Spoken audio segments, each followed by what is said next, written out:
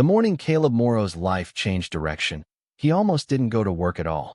He had been awake since 3.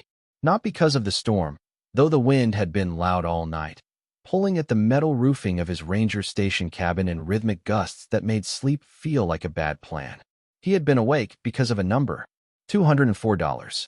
That was what his bank account held, and he had checked it twice on his phone in the dark, holding the screen at arm's length because his reading glasses were broken and replacing them had been sitting at the bottom of his list for 2 months.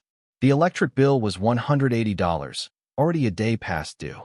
His truck needed new front brake pads and had needed them for 6 weeks, the grinding noise on downhill stretches having progressed from concerning to something that made his jaw tighten every time he touched the pedal. His daughter Emma had not called since Labor Day weekend, and he had stopped counting the days somewhere around the first week of October because the counting made the silence heavier, not lighter. He got up at 5, made coffee in the pot with the cracked handle that he kept meaning to replace, pulled on his uniform in the dark, and sat at the small kitchen table with the thermos warming between his palms. Outside, the forest was in the post-storm quiet, that particular stillness that settles after wind and rain have run their course and left the trees standing, wet and patient. The creek behind the cabin was running high. He could hear it from inside. At 6, his radio crackled with the night cruise handoff. 2 trees down on the Ridgeline Loop. A washout at the lower connector near the parking lot. His supervisor, Donna Marsh, had left a message asking him to check the Old Meridian section before noon. Soft spots in dry weather, she said. After an October storm, she wasn't optimistic. Caleb poured his coffee into the thermos, put on his jacket, and went outside. If you're enjoying this story so far, don't forget to hit the like button and subscribe. Drop a comment telling me where in the world you're watching from. I love hearing from you. He had grown up 40 miles from this forest, in a mill town that had not survived the economy's indifference to places built around a single industry. His father had been a timber worker for 30 years, one of the generation that harvested old-growth slopes with a combination of mechanical efficiency and something close to respect for the difficulty of the work, if not always for the thing being dismantled. His father was not a sentimental man, but he understood what trees cost in labor, in sweat, in the specific exhaustion of doing dangerous work in difficult terrain, and there was a kind of reverence in that understanding even when the practical result was a clear-cut hillside.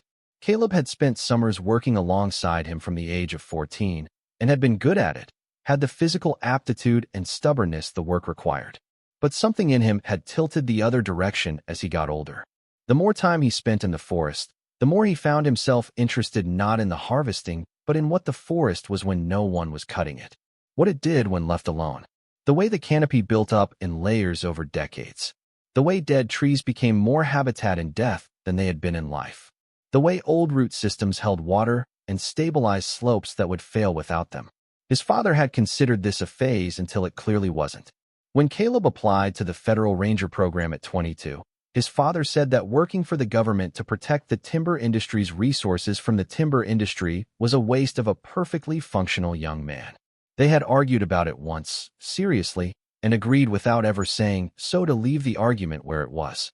They had managed a functional relationship on those terms for the rest of his father's life.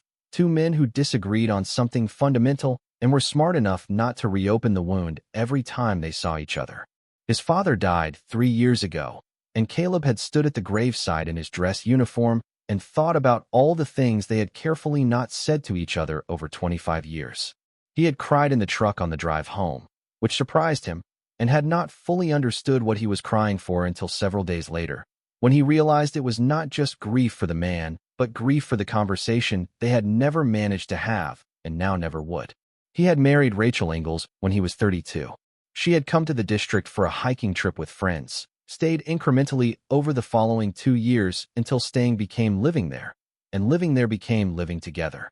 She was a schoolteacher from Bellingham, quiet in the careful way of someone who observes before speaking. Caleb had mistaken that particular kind of quiet for compatibility, when it was really just 2 versions of silence coexisting without actual communication between them. They had Emma when he was 34, and for a few years things had held together in the ordinary way of families where the work of keeping a child alive and growing provides enough structure to paper over everything that isn't working underneath. Emma had been a serious, watchful child, the kind who listened to more than she said and remembered most of what she heard. He had taken her on patrol walks from the time she was 4, teaching her to identify trees by their bark and birds by their calls, and she had absorbed it with the intensity of someone for whom learning was not a chore, but a form of control over a world that was otherwise confusing. He remembered a walk they'd taken when she was 6, early spring, the trail muddy from snowmelt, Emma in boots 2 sizes too large for her because she had outgrown the smaller ones and they hadn't gotten to town yet. She had crouched beside a nurse log and asked him why trees grew on top of dead trees, and he had explained about nutrients and substrate, and how in this forest the dead fed the living in an unbroken chain going back before anyone had a name for any of it. She had thought about that for a long time while they walked. Then she had said, very seriously, that she thought that was fair. He still thought about that. The way a 6-year-old had looked at the mechanics of a forest and decided fairness was the operative concept. What he had not done for either Emma or Rachel was show up consistently to the things that required him to be present to someone else's interior life rather than his own. He had been on a fire line the evening of Emma's 5th-grade play. He had called Rachel from a ridge above a burning slope, smoke in his throat, to say he was sorry. Emma had played a tree. He had never seen the photograph, and he had told himself over the years that missing one play was not a defining failure, which was true, but missing it had been part of a pattern, which was also true, and which Rachel had eventually articulated in language so direct that there was no room left to misunderstand her. The marriage ended the way erosion works. Over time, by accumulation, without a clear moment of failure. Emma was 13 when Rachel moved back to Bellingham. Emma lived mostly with Rachel through high school, managed something resembling a relationship with Caleb during summer visits and occasional dinners, and had gone quiet in a way that felt different from ordinary teenage distance once she started college. She was 19 now, studying environmental science at the University of Washington, which Caleb thought about more than he said. Environmental science. The same forest she had crouched beside at 6 years old. The same question about the nurse log and the fair arrangement between the dead and the living had apparently stayed with her. She had chosen to study the thing he had given his life to, and she had not told him she was going to do that. He had found out from Rachel in a text message, and he had sat with it for a long time before he could work out what he felt about it, which turned out to be something complicated between pride and sorrow, and the particular ache of realizing that influence operates whether or not the relationship is intact. He had sent her a birthday card in August. A real card, handwritten, because he knew she valued the physical and the handmade, things that had cost someone actual time and attention. He had written 3 sentences inside it. He had worked on those 3 sentences for close to an hour, writing and crossing out and starting again, trying to find language that was honest without being heavy, affectionate without feeling like a claim on her time or energy. He had mailed it. He had not heard back. He did not know if she had received it, read it, put it on a shelf, thrown it away. He told himself it was fine. He had thought about it most days since August. The Old Meridian Trail ran through the eastern section of the district, 3 miles from the nearest maintained road. Caleb had walked it approximately 200 times over his career. The trail followed an old Federal Survey line from the 1890s, cut when government crews were first mapping the Cascades with the careful instruments of an era that believed measurement was the same as understanding. The sections of forest it passed through were among the oldest in the district, stands of Douglas fir and western red cedar with trunks that required 3 people to circle, trees that had been growing since before the Civil War. On a summer weekend, a handful of serious hikers might use the trail. In October, after a storm, Caleb would have it entirely to himself. He drove the service road in his government truck with the heater doing its best against the October chill, thermos in the cup holder, radio on low for background noise more than for anything it was saying. He parked at the locked gate at 7:15, loaded his trail kit into his pack, and started walking. The forest smelled the way it always smelled after a night of heavy rain, all that compressed vegetable life releasing into the air at once, cedar and wet moss, and the particular darkness of disturbed soil. The light was flat and gray, the kind that comes through cloud cover thick enough to flatten shadows, making the trail and the forest floor look like different textures of the same thing. Caleb's boots found the dry lines along the trail edge instinctively, the result of enough miles walked on enough wet trails that his feet knew what his eyes were still reading. He went slowly, not out of caution, but out of habit. The trail would tell him what it needed if he paid attention. The first mile showed him the expected aftermath. Branches across the trail at intervals, a few substantial enough to require marking for the chainsaw crew. Standing water in the low spots, the kind of puddle that would be ice by nightfall. A red alder down across the path at the 1-mile marker, root ball exposed in a fresh pale wound of torn wood and loose earth. He noted it in his log, stepped over what could be stepped over, moved what could be moved by hand, marked the rest for follow-up. The creek ran beside the trail for half a mile past the alder, brown and fast with storm sediment, talking to itself over the rocks in the constant self-absorbed way creeks have after heavy rain. He stood at the footlog crossing and assessed it, decided it was solid, crossed with his hands out. The forest on the far side was denser, older.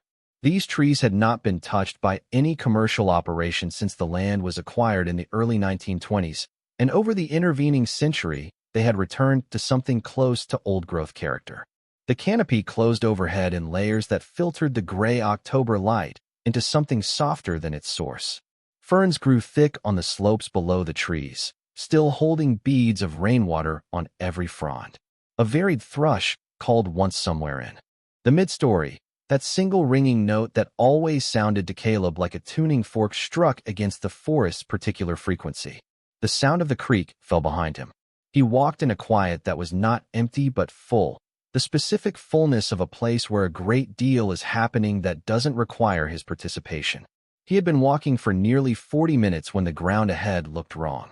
He noticed it the way experienced trail workers notice things, not with alarm, but with the careful attention of someone who has spent years learning to read what terrain is telling him.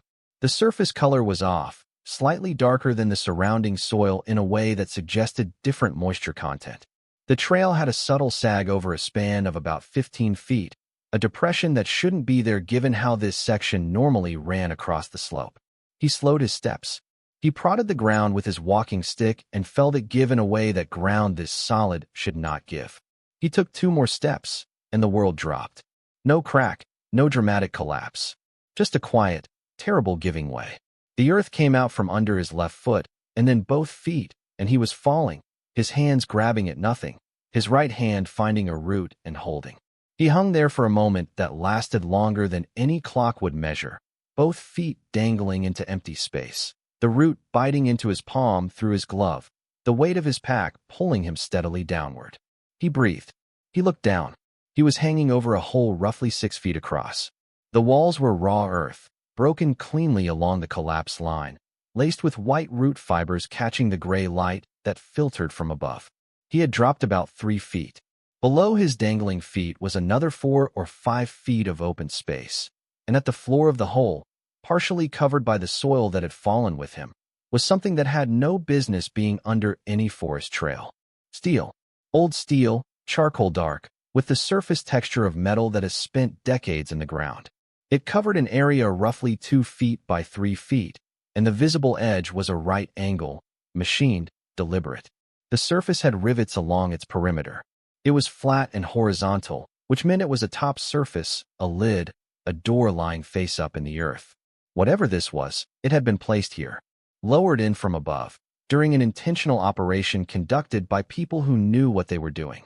Caleb pulled himself back up to the trail surface, scrambled away from the edge on hands and knees, and sat on solid ground looking at his shaking hands for several seconds. His heart was running fast in a way that had nothing to do with the near fall. He was thinking with the part of his mind that doesn't operate in language, the part that registers significance before the thinking mind has caught up to it. And what it was registering was that this was not random. The placement of this hole, in this section of trail, in this part of the forest that he had been walking for 23 years without anything unusual ever happening, felt wrong in the way that only deliberate things feel wrong when you encounter them unexpectedly. Mining equipment did not look like this. Equipment that fell into the ground through neglect did not look like this. This had been put here. He sat with that for a moment. Then he looked back at the hole, got to his feet, and unclipped his radio. He called Donna Marsh. She listened without interrupting, asked if he was hurt. He said no. She asked him to describe the object again.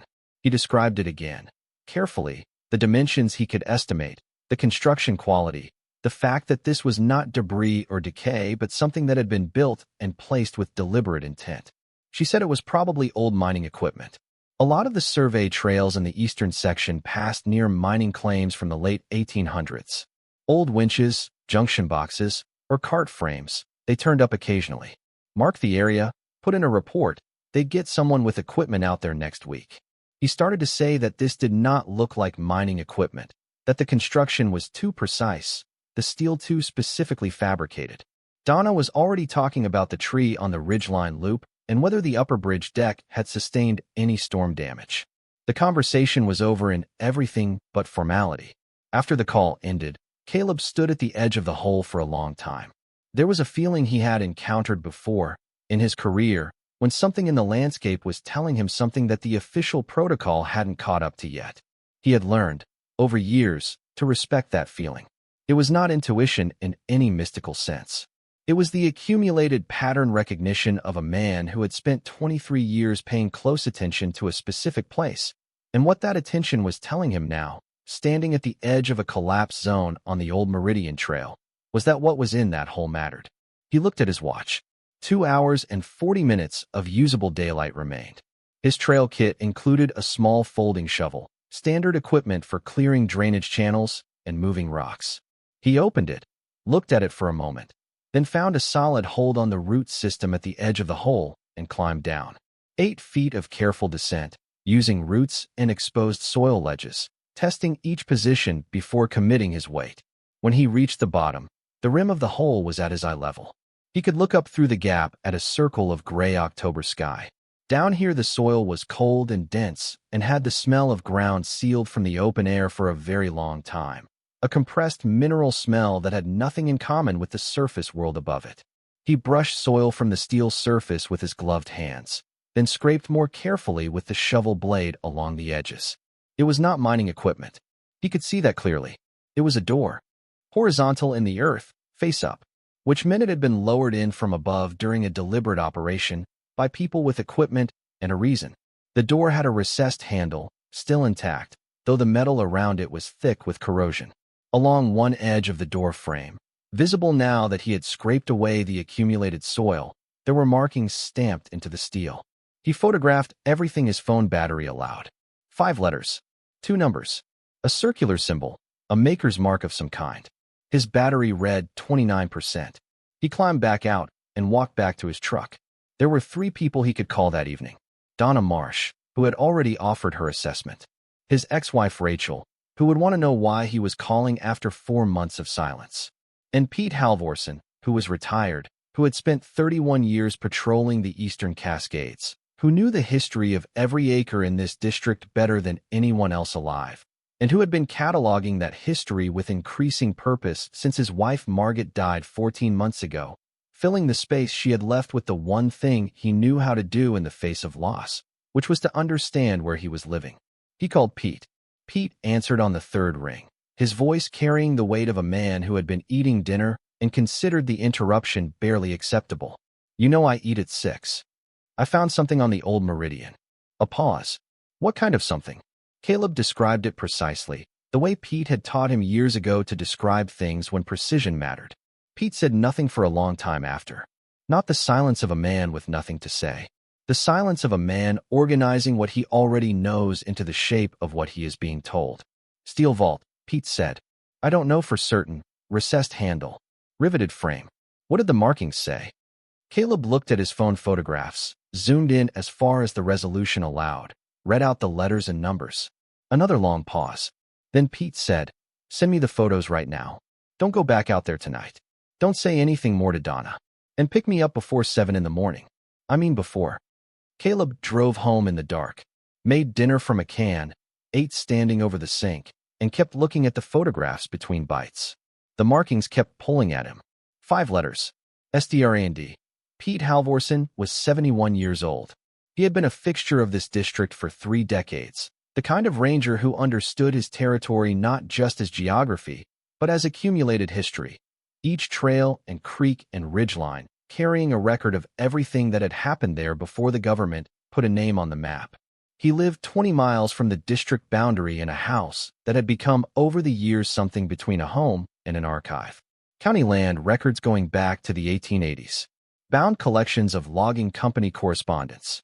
Survey maps from the original federal charting operations, some of them drawn by hand in the copperplate style of government draftsmen who understood they were making documents meant to last. Oral history transcripts from interviews with old-timers conducted in the 1970s and 1980s, conversations with people who had worked or lived in this part of the Cascades when it was still private land, when the names on the property lines were family names rather than federal designations. Pete had gathered all of it because he believed, genuinely, that understanding where you were required understanding what had happened there, and that the official record was always incomplete, always partial, always missing the human texture that only a sustained local attention could recover.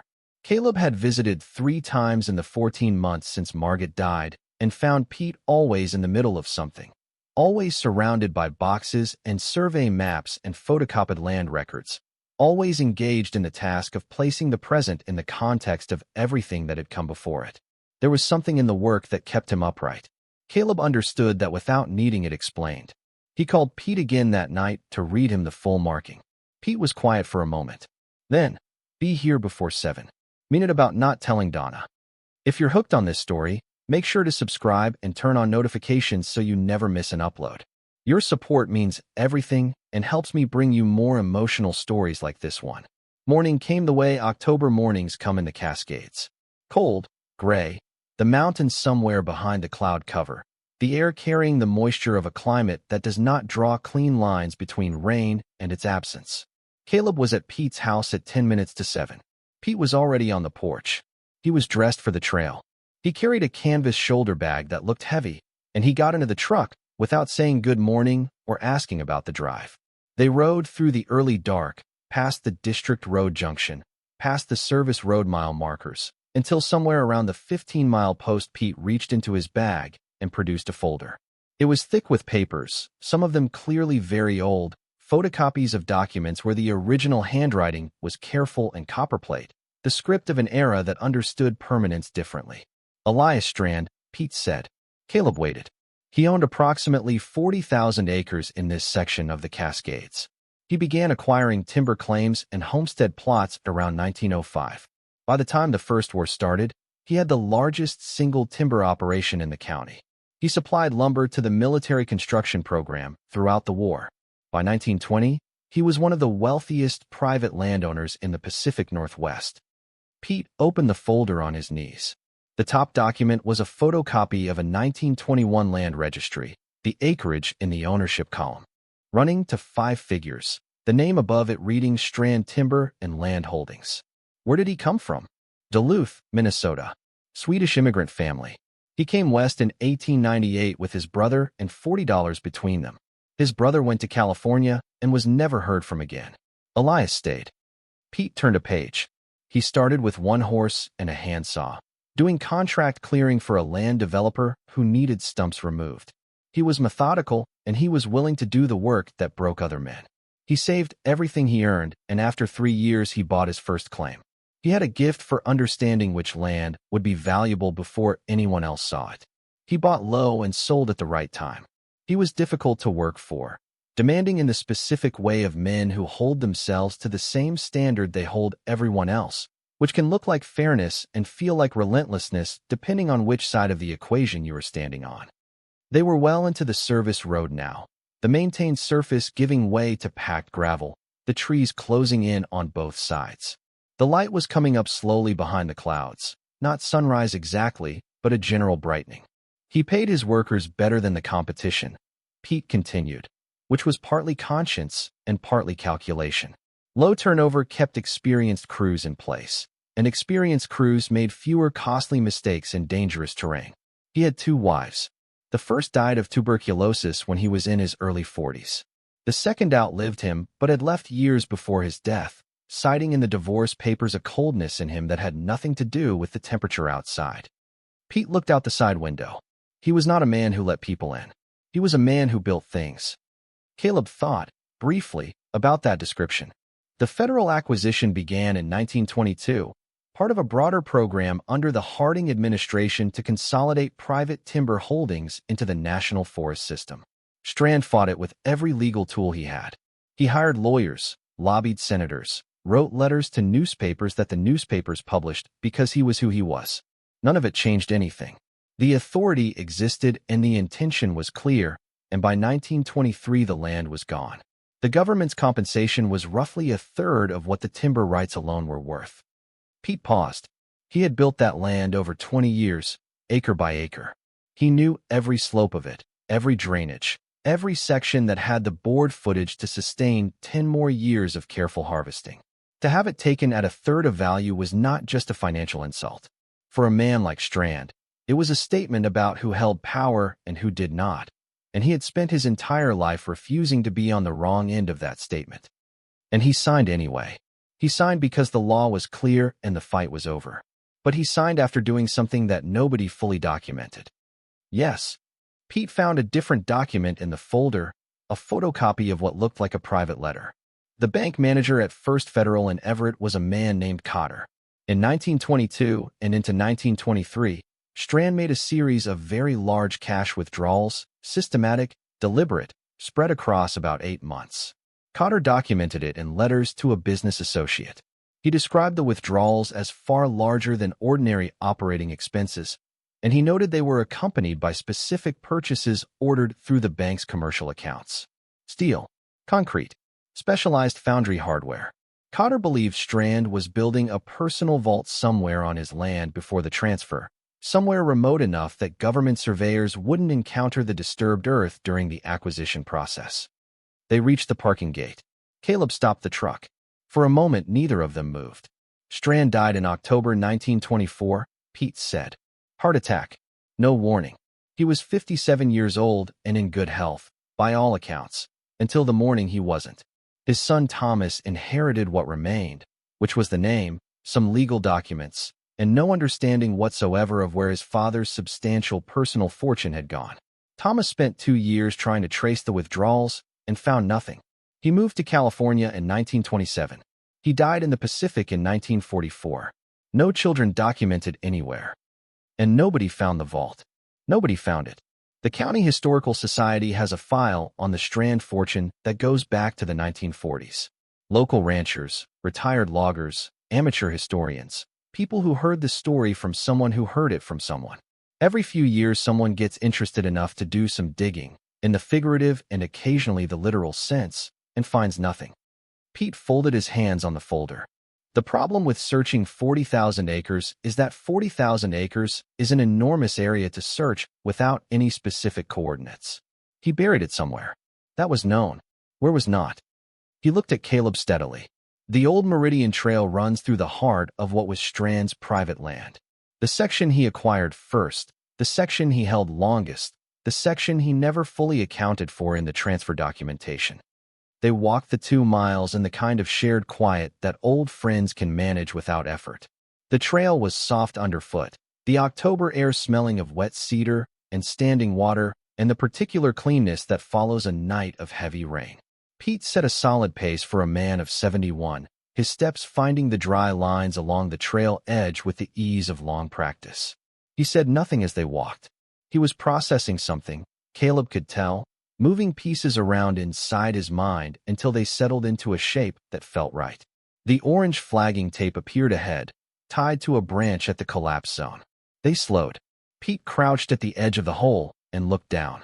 Without speaking for almost 2 full minutes, his pocket flashlight sweeping the visible steel surface below. His jaw worked slightly. The expression on his face was one Caleb had seen before, in the 30 years they had known each other. Whenever Pete was looking at something that confirmed what he had long suspected but had not allowed himself to state as fact. Need to get down there, Pete said. He descended with a methodical care that acknowledged his age without yielding to it, hands finding the same root holds that Caleb had used, feet testing each ledge.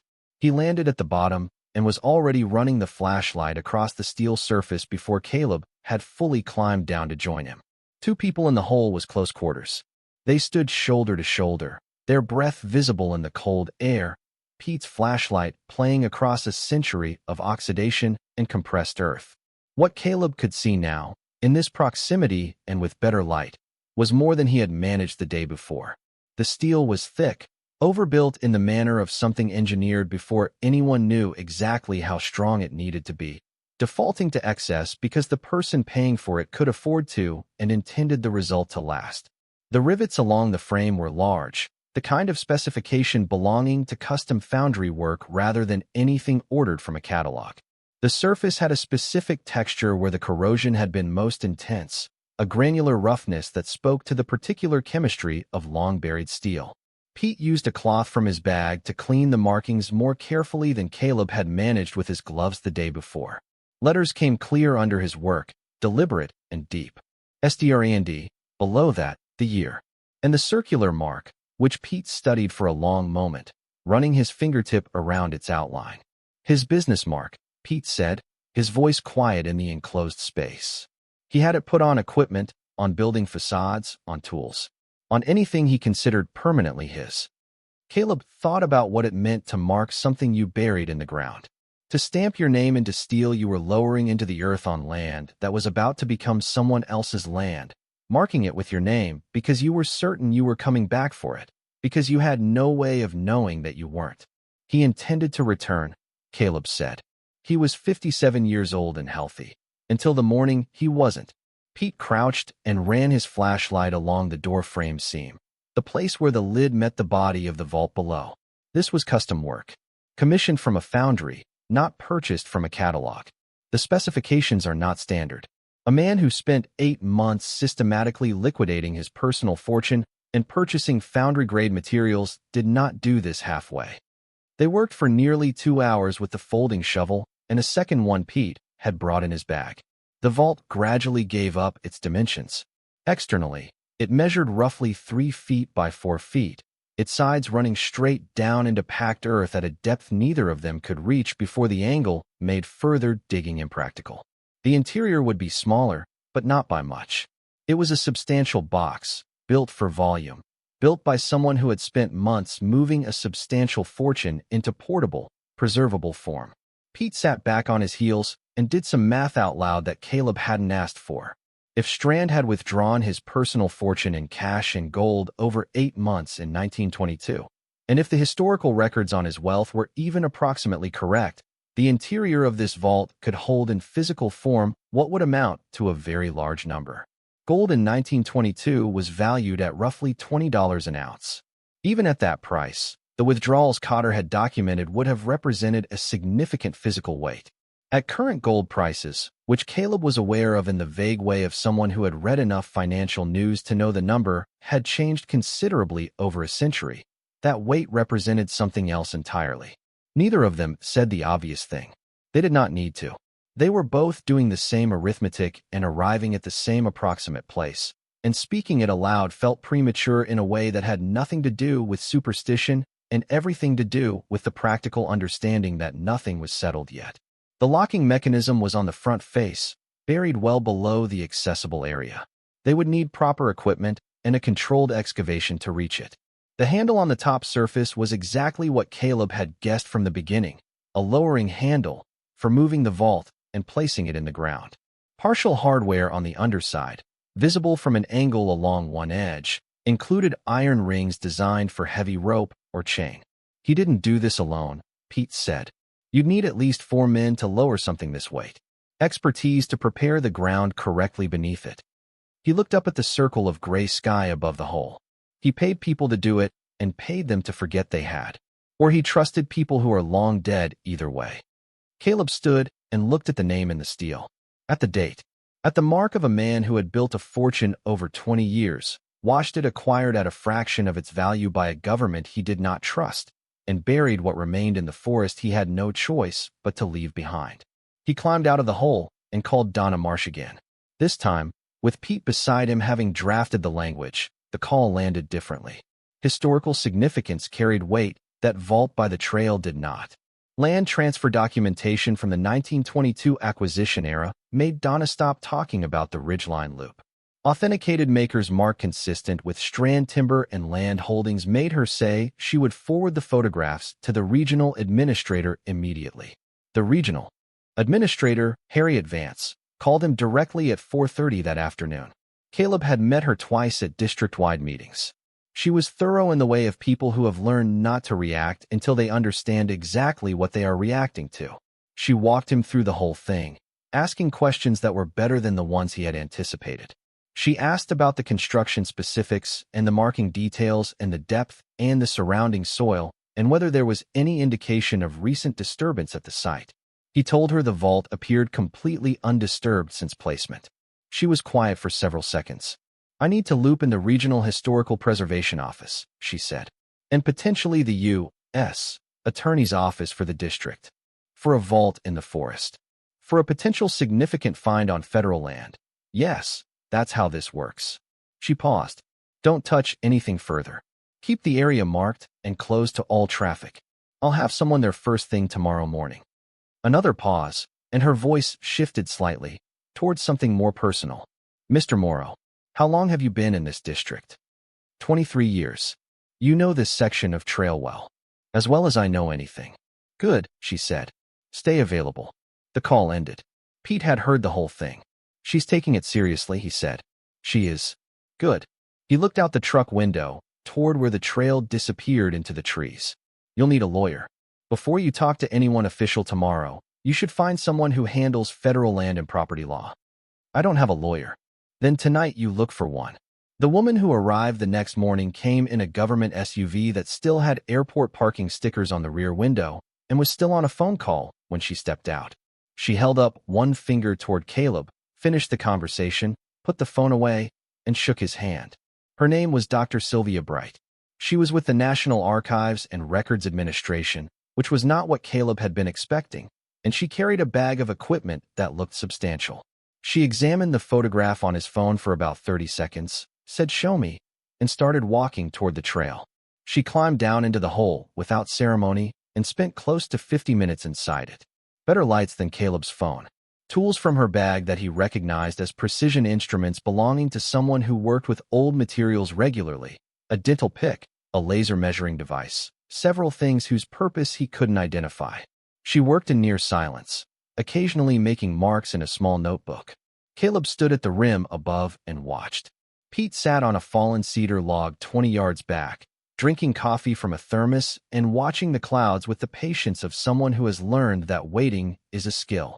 What he could see of Dr. Bright, down in the hole, was a composed professional going about a task she had clearly done in some form before. She worked systematically, not rushed, moving around the accessible perimeter of the vault with the thoroughness of someone building a complete record rather than satisfying curiosity. She scraped carefully at the corrosion on the markings with her pick, photographed them from multiple angles with a small camera rather than a phone, ran the laser meter along the visible dimensions, and noted the readings without comment. She examined the riveting closely. She spent a long time looking at the construction of the door frame seam, which Caleb recognized as the most technically informative part of the visible surface. Once, she placed her gloved palm flat against the steel plate and held it there for several seconds, not examining anything, just resting her hand against it, in a gesture that struck him as almost involuntary, as if the scale of what she was standing next to required some physical acknowledgement before she could go back to being professional about it. When she climbed back out, her face was doing something controlled. Not blank, not professionally neutral, but managed in the specific way of someone who has just encountered something larger than what they prepared for and is choosing carefully how much to let that show. Caleb had spent 23 years reading terrain, and the terrain of a human face reads on the same principles. What he saw on Dr. Bright's face was the expression of a person exercising considerable effort to maintain a register appropriate to official proceedings when what they actually felt was something else entirely. She looked at him steadily. "You found this by accident." "The trail collapsed under me." "Routine inspection. Day after a storm." "Yes." She looked back at the hole, and the management slipped for exactly 1 second. One moment of genuine, unguarded expression, there and gone before she could have prevented it if she had tried. Then it was over, and she was back on the professional side of herself. "I need to secure this site immediately. Nobody in or out without clearance from my office. I'll have a full team here tomorrow morning." She pulled out her phone. "I would strongly advise you to have legal representation present before any further official conversation about this find. Someone who handles federal property and historical land claims specifically. What do you think is in it?" Caleb asked. She looked at him for a long moment. I think it's consistent with what you think it is, she said. Then she was back on her phone, walking a deliberate 20 yards away, speaking in a voice too low to catch. Pete appeared at Caleb's shoulder without him noticing the approach. He watched Dr. Bright pace and speak, watched the lines of her body language, watched the focused intensity of someone conducting urgent business. She knows, Pete said. She knows. They stood at the edge of the hole as the October afternoon spent its light down to the last thin gray.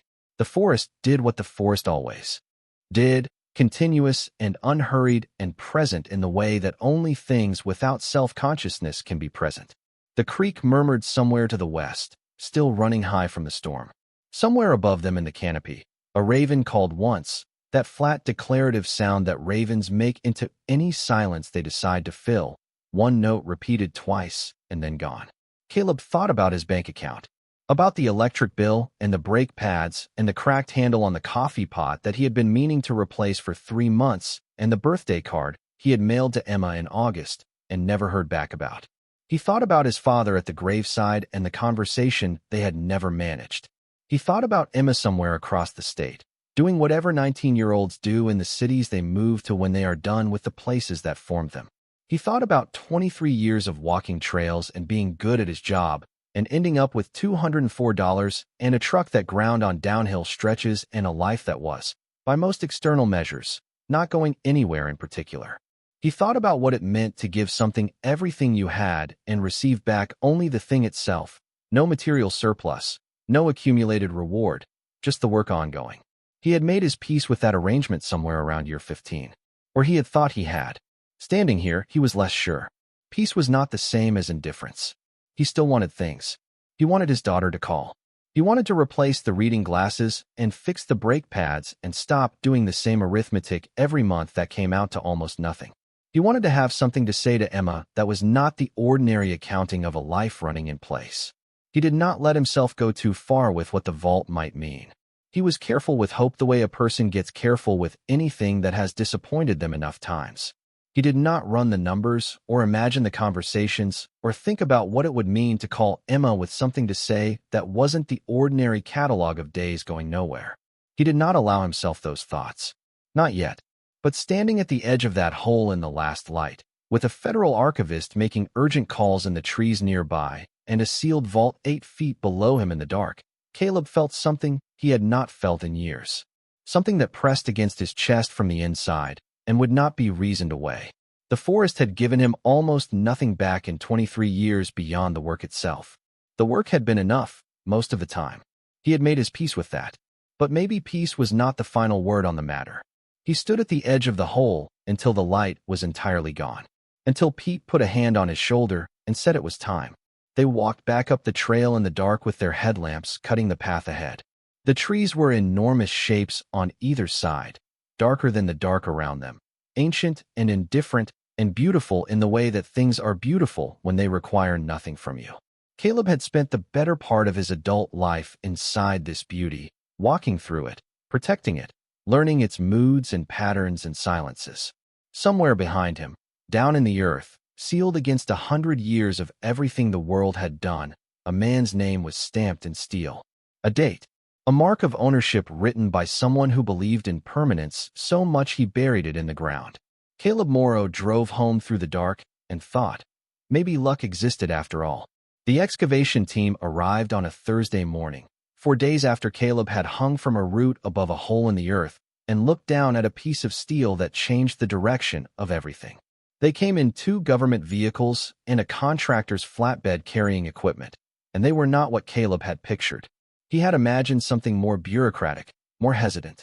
What he got was a team of 7 people who moved with the efficient purposefulness of professionals who had done field recovery work before and understood that sentiment and archaeology were not compatible with each other in the field. Dr. Bright was with them. She introduced Caleb to the team lead, a man named Forsyth who had apparently worked on historic site excavations in 6 states, and then stood back while Forsyth walked the site and made assessments that Caleb did not entirely follow, but that involved a lot of measurement and photography. Margaret Chin had been at Caleb's side since Tuesday. She was a federal land attorney from Seattle, referred to him by a colleague of Pete's, and she had driven up the same day Caleb called her, examined his documentation, and told him in direct language that his legal position was complicated, that federal land law was not friendly to finders by default, and that she was going to need everything he had on the Strand land transfer. She was in her mid-40s, methodical and unimpressed by authority in the specific way of people who have spent 20 years working against large institutional opponents and have learned that large institutions, like all machines, have weak points if you know where to look. She did not offer him reassurance, and he did not ask for any. He asked for the honest assessment, and she gave it. She stood beside Caleb now, watching Forsyth's team set up their equipment, and said nothing. She was good at silence. He appreciated that. If you're enjoying this story so far, don't forget to hit the like button and subscribe. Drop a comment telling me where in the world you're watching from. I love hearing from you. The excavation itself took 3 full days. Forsyth's team worked in shifts, carefully removing the accumulated earth around the vault with a combination of hand tools and a small pneumatic excavator that had been brought in pieces and assembled at the site. The work was painstaking, and watching it required a patience that Caleb managed only because Pete was there, and Pete had a quality of stillness in him that was contagious. They stood at the perimeter markers that Forsyth had established, both of them in their Ranger jackets against the October cold, drinking from thermoses and watching the professionals work. The forest kept doing what forests do while this happened. Birds moved through the canopy overhead, indifferent to the human machinery below. Wind came through in the late afternoons, bending the tops of the cedars in slow oscillations. Rain arrived on the second morning, and the team worked through it in their yellow slickers without apparent inconvenience. Caleb watched the rain fall on the excavation and thought about all the rain that had fallen on this section of trail over 100 years, each storm moving through, the water running into the soil and working around the steel below and moving on, and the vault staying exactly where it was, sealed and patient, and entirely unbothered by weather that had passed before any of the people watching the excavation had been born. On the first day, the full exterior of the vault became visible for the first time. It was larger than Caleb's partial exposure had suggested. Externally, it measured roughly 3.5 feet wide, 5 feet long, and just over 4 feet in depth, a box of substantial volume that had been sitting in the earth at a depth of 8 feet for the better part of a century. The exterior was uniformly corroded in the dark, granular way of steel that has been in contact with acidic forest soil for a very long time. But the structural integrity was immediately evident. The walls had not buckled. The seams had not separated. Whatever Strand's foundry had built in 1922 had been built to specifications that exceeded the demands placed on them. The front face, exposed on the second day of excavation, revealed the lock mechanism. It was a combination dial, the style that was standard for commercial vault construction in the early 20th century, protected by a steel shroud that had been part of the custom specification. The dial itself was corroded but intact, the numerals still legible under the oxidation. Dr. Bright's vault specialist, a retired safe technician named Hollis who said almost nothing during his entire time at the site, and examined the lock with the concentrated attention of someone who has spent a career developing a relationship with mechanisms that resist being opened, assessed it in about 30 minutes, and reported that the mechanism appeared functional. Drilling would likely destroy it, and should be a last resort.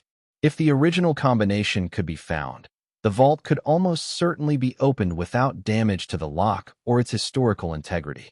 Pete had been on the phone with his archive contacts since the day the team arrived. He knew where the relevant interview transcripts were, knew which boxes in the County Historical Society's collection held the oral history records from the 1970s. On the second evening, sitting in Caleb's truck at the trail gate with the heater running and the forest completely dark around them, Pete found what he was looking for. A transcript from 1978. An interview conducted with a retired logger named Howard Beals, who had worked for Strand Timber during his last 3 years of operation, from 1920 to 1923. Beals had been 81 years old at the time of the interview and precise in the way that very old men sometimes are about things that happened long ago while being vague about what they did last week. He talked about Strand at length. The conditions of the work, the wages, the way Strand walked his land on Sunday mornings as if conducting an inventory he would never finish. And in one passage, almost in passing, Beals had mentioned something that the interviewer had not followed up on, had not recognized as significant and had transcribed without commentary. He always used his mother's dates, Beals had said, for locks, for account numbers, for anything he didn't want to forget. Said he couldn't forget his mother's dates even if he tried. She was born on the 17th of March, 1851. Died on the 14th of September, 1907. He said those two dates were the only numbers he ever needed. Pete set the transcript on his knee. He looked at Caleb. Caleb looked at the transcript. His hands were completely still. The next morning, Hollis stood in front of the exposed vault with the dial cleaned to the best extent the corrosion allowed and his hands ready at his sides. Caleb stood at the perimeter with Margaret and Pete and Dr. Bright and the rest of Forsyth's team. A small crowd in the gray October morning. The forest silent around them in the specific way that forests are silent when a great deal of pressure has accumulated in a small space. Hollis worked the combination slowly, compensating for the mechanical resistance that a century of corrosion had introduced into the mechanism. He tried the 6-digit sequence first. 170351. March 17th, 51. He worked the dial with the patience of someone who has learned that forcing a lock is always the wrong approach. Reset it. Worked it again. The mechanism did not yield. He tried the reverse. 510317. Nothing. He tried the alternate reading. September 14th, 1907. The second date Beals had mentioned, Strand's mother's death. 140907. He worked through the sequence carefully, the dial moving under his hands, the mechanism at the core of the lock doing whatever it did or didn't do in the cold October air. Something changed. A slight variation in the resistance of the dial. Hollis stopped. He worked the last number again, more slowly. 17 years from Margaret's birth to her death. The combination of his mother's life, compressed to 6 digits.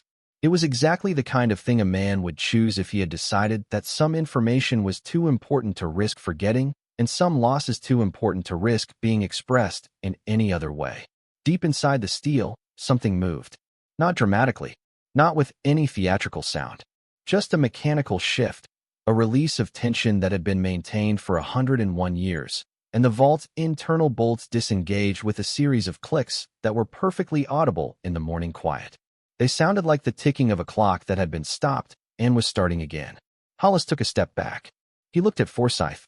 Forsyth looked at Dr. Bright. Nobody spoke for several seconds. Caleb stood at the perimeter and felt the silence of the forest around him with unusual clarity. The October cold, the smell of wet cedar and damp earth, the distant sound of the creek, the same sounds and smells as any other morning on this trail, unchanged, unremarkable, absolutely ordinary. He had walked past the ground above this vault 200 times. He had stood over it, without knowing it, on the other side of 8 feet of soil, probably many times. He had walked through rain and snow and spring mud on this section of trail, had marked trees and cleared drainage channels, and had sat on a log here once and eaten his lunch, and below him the whole time, sealed and patient, this vault had been waiting. The thought that a life's worth of ordinary mornings could have this kind of depth to them, this kind of hidden consequence, was not comfortable exactly. It was just true. Hollis put both hands on the vault door handle and pulled. The door was heavy, extraordinarily heavy, and it required Hollis and one of Forsyth's team members to open it fully, the hinges moving with a resistance that had nothing to do with mechanical failure and everything to do with the weight of the steel itself. The door swung outward and down and settled against the earth of the excavation wall, and the cold interior of the vault was open to daylight for the first time in more than a century. The smell came first. Not rot, not decay. Something mineral and compressed and utterly still. The smell of a space that had been sealed so thoroughly that nothing of the outside world had reached it. Cold came with it, the cold of deep earth, several degrees below the ambient temperature even on this October morning. Dr. Bright stepped forward with her lights. She stood at the opening of the vault for a long moment without speaking. Then she stepped aside, and Forsyth moved in to begin the formal documentation, and Caleb, from his position at the perimeter, could see for the first time what Elias Strand had spent 8 months assembling and hiding in 1922. The vault's interior was organized with the methodical precision of a man who understood that what he was doing needed to be done correctly or not at all. Along the left wall, secured in a wooden rack that had partially decayed but held its basic structure, were gold bars. Standard 10-ounce commercial cast bars of the type available through commercial gold dealers in the early 20th century, each one still carrying the assay marks of its original certification. Forsyth's team counted them carefully, calling out the numbers as they documented each one. 22 bars. 220 troy ounces of gold. Along the right wall, in shallow wooden trays that had survived better than the rack, were coins. American gold coins primarily, double eagles, and St. Gaudens $20 pieces of the type that had been standard legal tender in 1922, before Roosevelt's 1933 executive order removed gold coinage from circulation. Morgan's silver dollars. Liberty had nickels. Some foreign gold, British sovereigns, and Swiss Helvetias. The coins of stable economies that Strand had apparently trusted more than he trusted everything else. The tray count, completed by Forsyth's team over the following hour, came to 463 coins. In the center of the vault, in a flat wooden case with a broken clasp, were currency notes. Federal Reserve notes and gold certificates from the early 1920s, the large format bills of that era with their elaborate engraving, denominations of $50 and $100. Banded in groups, carefully arranged, the paper in remarkable condition given the vault's consistent temperature and low humidity. The total face value was $147,000 in 1922 dollars. And at the back of the vault, in a metal box secured with a simple key lock, were papers. Forsyth's team did not open the metal box at the site. It went into a preservation container, sealed, tagged, and transported with the rest of the vault's contents to a controlled facility in Seattle where proper documentation could proceed. Caleb watched it go with a feeling he could not entirely name, a compound sensation made up of parts that didn't quite resolve into a single emotion. What he was watching was the physical record of a man's decision to trust the earth with everything he had built, and whether that trust would ultimately benefit the man who had stumbled onto it was a question that was currently in the hands of lawyers and federal administrators, and a process that moved according to schedules that had nothing to do with how urgently any of this felt. Pete stood beside him as the last of the material was loaded. He said nothing for a long time. Then, he did it exactly the way he said he did it. Meaning Beals, the man in the 1978 interview, the old logger who had mentioned Strand's habit of using his mother's dates to an interviewer who hadn't known what he was recording. Caleb thought about the storm, about the October rain that had saturated the soil above the vault until the ground could no longer hold what it had been holding for a century. He thought about the series of accidents and unremarkable decisions that had placed him on that section of trail on that specific morning. He had not been assigned to the Old Meridian section by any particular design. Donna had mentioned it almost as an afterthought in a routine handoff, a low-priority item after the more urgent concerns were noted. He had gone to it last. The forest doesn't give its secrets to people who don't pay attention to it. Strand had written that, one way or another, in the letter they hadn't read yet. He had been right about the forest. He had been right about the kind of person who would eventually find this. He just hadn't lived to see whether the theory held. The federal government's position, as communicated through the U.S. Attorney's Office for the Western District of Washington, was straightforward. Property found on federal land was federal property under the management authority of the relevant land management agency, in this case the National Forest Service. The vault had been located on federal land. Its contents were therefore subject to federal claim. Caleb's position, which Margaret had been building since Tuesday, rested on a different argument. The vault had been placed before the federal acquisition of the land. It was private property that had never been disclosed in the transfer documentation and therefore had never been legally transferred to the federal government. Its existence predated the government's authority over the land by at least 1 year. The government's ownership of the surface above it did not automatically extend to property that was already in place before the transfer was executed. Is that a strong argument? Caleb asked. Margaret looked at him steadily. It's the correct argument, she said. Whether it's a strong one depends on which judge we draw and how willing they are to engage with historical property law rather than defaulting to the simpler federal authority position. She paused. I've filed for an injunction preventing the government from liquidating or dispersing any of the vault's contents pending resolution of the ownership question. That buys us time. The substantive hearing will be in front of a federal district judge in Seattle, probably within the next 3 to 4 weeks. He asked about worst-case scenarios. She told him without softening them or inflating them, and he appreciated the directness. In the worst case, the court ruled for the government, and the vault's contents became federal property, managed by the relevant agency as a historical artifact. Caleb would receive nothing beyond recognition for the discovery and possibly a modest finder's acknowledgement at the government's discretion. In the better case, the pre-acquisition argument held. In that scenario, the vault was Caleb's, and its contents were his to claim, subject to taxes and applicable costs. Margaret had run preliminary calculations. After federal and state taxes on an asset liquidation of this type, and after her legal fees, which she quoted to him without flinching, the net figure would be substantially reduced from the appraised value. But it would not be nothing. Not even close to nothing. Caleb thought about his bank account, about the brake pads, about the fact that he had taken unpaid leave to attend the excavation, and that unpaid leave was something his finances were not designed to absorb for very long. What did the initial appraisers say about the value? Preliminary only, and the coins and currency haven't been fully assessed yet. Margaret looked at her notes.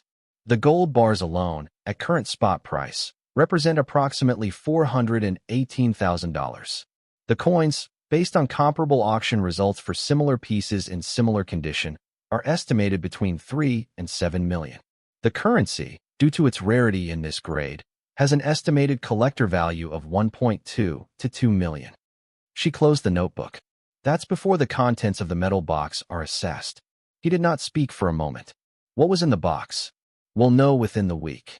He drove home in the dark and sat at his kitchen table and did not make dinner for a long time. He thought about a man who had built 40,000 acres of forest into one of the largest private timber operations in the Pacific Northwest, watched it taken from him at a fraction of its value, and responded by converting what remained into metal and paper and lowering it into the earth with his name stamped on the outside, so he would know it when he came back for it. He thought about the gap between intention and outcome, between what a person plans for and what actually happens, between burying something in the ground because you intend to return and dying without returning, the whole careful plan left sealed in the dark for 100 years until someone steps on the wrong piece of ground on a wet morning after a storm. He did not sleep well. He did not expect to. The contents of the metal box were made available to Margaret and Caleb's legal team on a Monday morning, 9 days after the vault was opened. The box had contained a collection of personal documents, business records from Strand Timber's final years of operation, survey maps with handwritten annotations in Strand's copperplate script, a small collection of personal correspondence, letters between Strand and his son Thomas that gave a texture to the relationship between the two men that no historical record had previously captured. Thomas had been, in those letters, somewhat frightened of his father, respectful in the stilted way of someone who has learned that warmth is not the operating mode and has adjusted accordingly. And at the bottom of the box, in a sealed envelope marked in Strand's handwriting with the single-word instructions, there was a letter dated April of 1923, written 6 months before Strand's death. Margaret read it to Caleb over the phone that evening. He was sitting at his kitchen table when she called, the same table where he had sat on the morning all of this started, the same kitchen with the same cracked-handle coffee pot, the same window looking out at the same trees. The setting was identical. What had changed was everything that sat inside it, everything Caleb understood about what this cabin was a way station to or from, and whether any of it might be different from what he had assumed. Strand had written the letter with the awareness, which came through in the careful deliberateness of every paragraph, that he might not be able to recover the vault's contents himself. He had been 56 years old when he wrote it, and his first wife's death from tuberculosis had apparently given him a clear understanding that health could not be assumed. The letter described the vault's location in coded but specific terms, referenced the combination in a way that made sense now that they knew his mother's dates. It addressed itself to Thomas directly, instructing his son on how to find the vault, emphasizing that under no circumstances were the contents to be disclosed to or claimed by the federal government, which Strand described in language that was restrained in form but not in feeling. Strand wrote that the government had taken 40 years of his labor and compensated him as if his work had been worth 1/3 of what it was.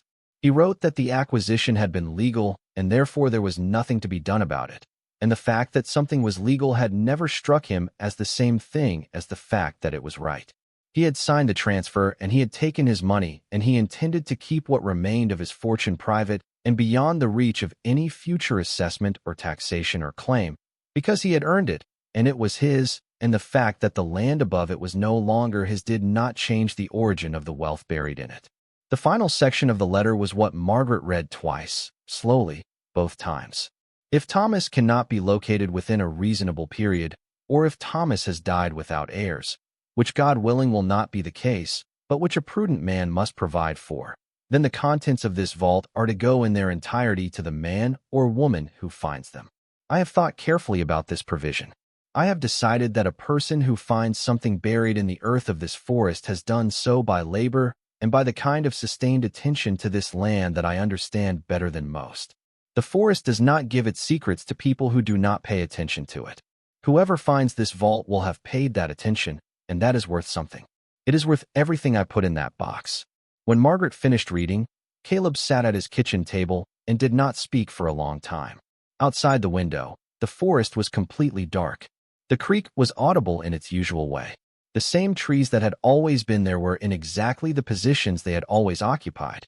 He thought about Elias Strand, whom he had never met, who had died in 1924, who had known the eastern Cascades as a working man knows land, not as a visitor, but as someone whose livelihood depended on understanding it with accuracy, who had walked it in the way Caleb had walked it, paying attention, building a knowledge base that had no immediate utility, but that felt essential anyway, who had written, at the end of a letter he hoped his son would read, that the forest reserved its secrets for the people who paid attention to it. Caleb had not set out to pay attention as a career strategy. He had paid attention because it was who he was, because the alternative, going through the forest without registering what it was showing him, had never seemed like an option. And now a dead man was telling him, from across a century, that this was exactly the right quality to have brought to the question. He thanked Margaret and ended the call. He sat for another 20 minutes before he got up to make dinner. If you're hooked on this story, make sure to subscribe and turn on notifications so you never miss an upload. Your support means everything and helps me bring you more emotional stories like this one. The Federal District Courtroom in Seattle was everything a federal courtroom is, which is to say it was designed to communicate the weight of institutional authority through ceiling height and polished wood and the particular quality of silence that settles when people understand they are in a place where important things get decided. Judge Frances Okafor presided. She was in her late 60s, with the considered patience of someone who had sat through enough legal arguments to have developed a refined sense of which ones were worth her full attention and which were going through the motions of a predetermined conclusion. The government's attorney was a man named Breckenridge, from the U.S. Attorney's Office. He was polished and unhurried, and his argument had the clean simplicity that comes from years of working on the legally uncomplicated side of an issue. Federal land. Federal property. The precedents were established and unambiguous. He cited them in sequence, each one a small confirmation of the same point. A brick wall constructed one brick at a time. The vault was found on federal land. The law was clear. His tone carried the gentle condescension of someone who had sat in rooms with well-meaning lawyers on the wrong side of obvious law before and expected this to resolve the same way. Margaret argued the pre-acquisition position. She had been building it for 3 weeks, and the construction showed, each element supported by the next, the historical record, and the legal precedents arranged in an order that meant something. The vault had been placed in 1922. The land transfer was executed in 1923. Private property placed on land before it became federal land did not automatically transfer with the surface rights unless explicitly included in the transfer documentation.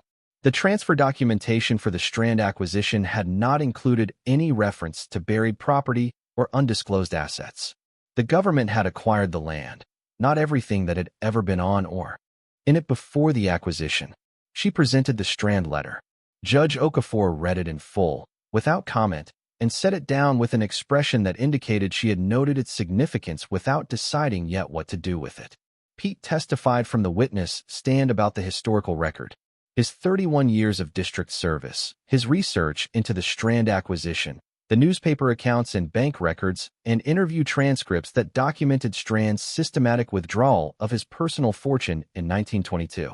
He described the Beals interview transcript and what it revealed about Strand's combination habits. He described the land registry documents and the survey maps and the timeline of purchases that mapped out, with the precision of a man who had spent months assembling the pieces, exactly what Strand had done and approximately when he had done it. He testified without embellishment, in the manner of a man who understands that precision is more persuasive than drama. Judge Okafor listened with the specific quality of attention she gave to witnesses who were telling her something she did not already know. Caleb watched Pete from the gallery and thought about 31 years of collecting local history that everyone else had considered a retired man's hobby. The interview transcripts and land records and bound copies of the County Historical Society's archives, all of it sitting in boxes in Pete's house being assembled into something that now, in a federal courtroom, had the weight of evidence. Pete had not been collecting history against this specific need. He had been collecting it because the understanding of a place required the understanding of everything that had happened there, and he believed that as a principle regardless of whether it turned out to be useful. That it had turned out to be useful was not the justification for the collecting. It was a byproduct. The justification had always been the understanding itself. Some things pay off in ways you can't anticipate when you start them. Dr. Bright testified about the vault's construction, the materials, the specifications, the dating evidence that placed the vault's manufacture firmly in the 1921 to 1922 window. The corrosion profile consistent with placement before 1924 at the very latest. The custom specifications that indicated commission from a foundry rather than standard procurement, a level of investment that spoke to deliberate and purposeful installation rather than temporary storage. Breckenridge cross-examined both witnesses methodically, probing for inconsistencies in the dating evidence and challenging the interpretation of the Strand letter as legally binding under contemporary property law. He was good at his job. He found the inconsistencies that existed and worked them without overreaching. The dating evidence had ranges, not precise dates. The letter's finder clause was not executed in the manner of a formal will. The combination of a photocopy of an oral history transcript and a corrosion analysis was not, he argued, the kind of evidence on which the federal government's authority over its own land should yield. He made his points cleanly and moved on. Caleb sat in the gallery through all of it and tried to read the room the way he read terrain. The judge's face, Margaret's posture, the behavior of Breckenridge when he was on his feet versus when he was seated, the rhythms of attention in the courtroom, where it gathered and where it flagged. He had been in enough situations where the outcome was genuinely uncertain to know the difference between a room that knew where it was going and a room that was still working it out. This room was still working it out. The afternoon of the second day, Margaret presented what she had been holding in reserve. She had commissioned a historical research review of the original Federal Survey records from the 1922 to 1923 Strand acquisition. The records were held in the National Archives facility in Seattle, and a researcher she had retained had spent 2 weeks working through them. What the researcher found was in a supplementary survey report, filed by the Acquisition Survey Team's team leader in October of 1922, 3 months before the transfer was executed. The report noted, in a brief notation on page 7 of 14, evidence of recent ground disturbance in the eastern section of the proposed acquisition area, in the vicinity of what was recorded as a former survey line. The notation described the disturbance as possibly related to equipment storage or infrastructure development. It recommended follow-up inspection before transfer completion. No follow-up inspection had ever been conducted. No notation of any kind appeared in the final transfer documentation. The federal government had been aware, at the time of the acquisition, that something had been done to the ground in the section of land that would eventually contain Caleb's trail, and had failed to investigate or include any such finding in the transfer documents. Margaret handed the document to the clerk to be entered as an exhibit. She said nothing further. She sat down. The courtroom shifted.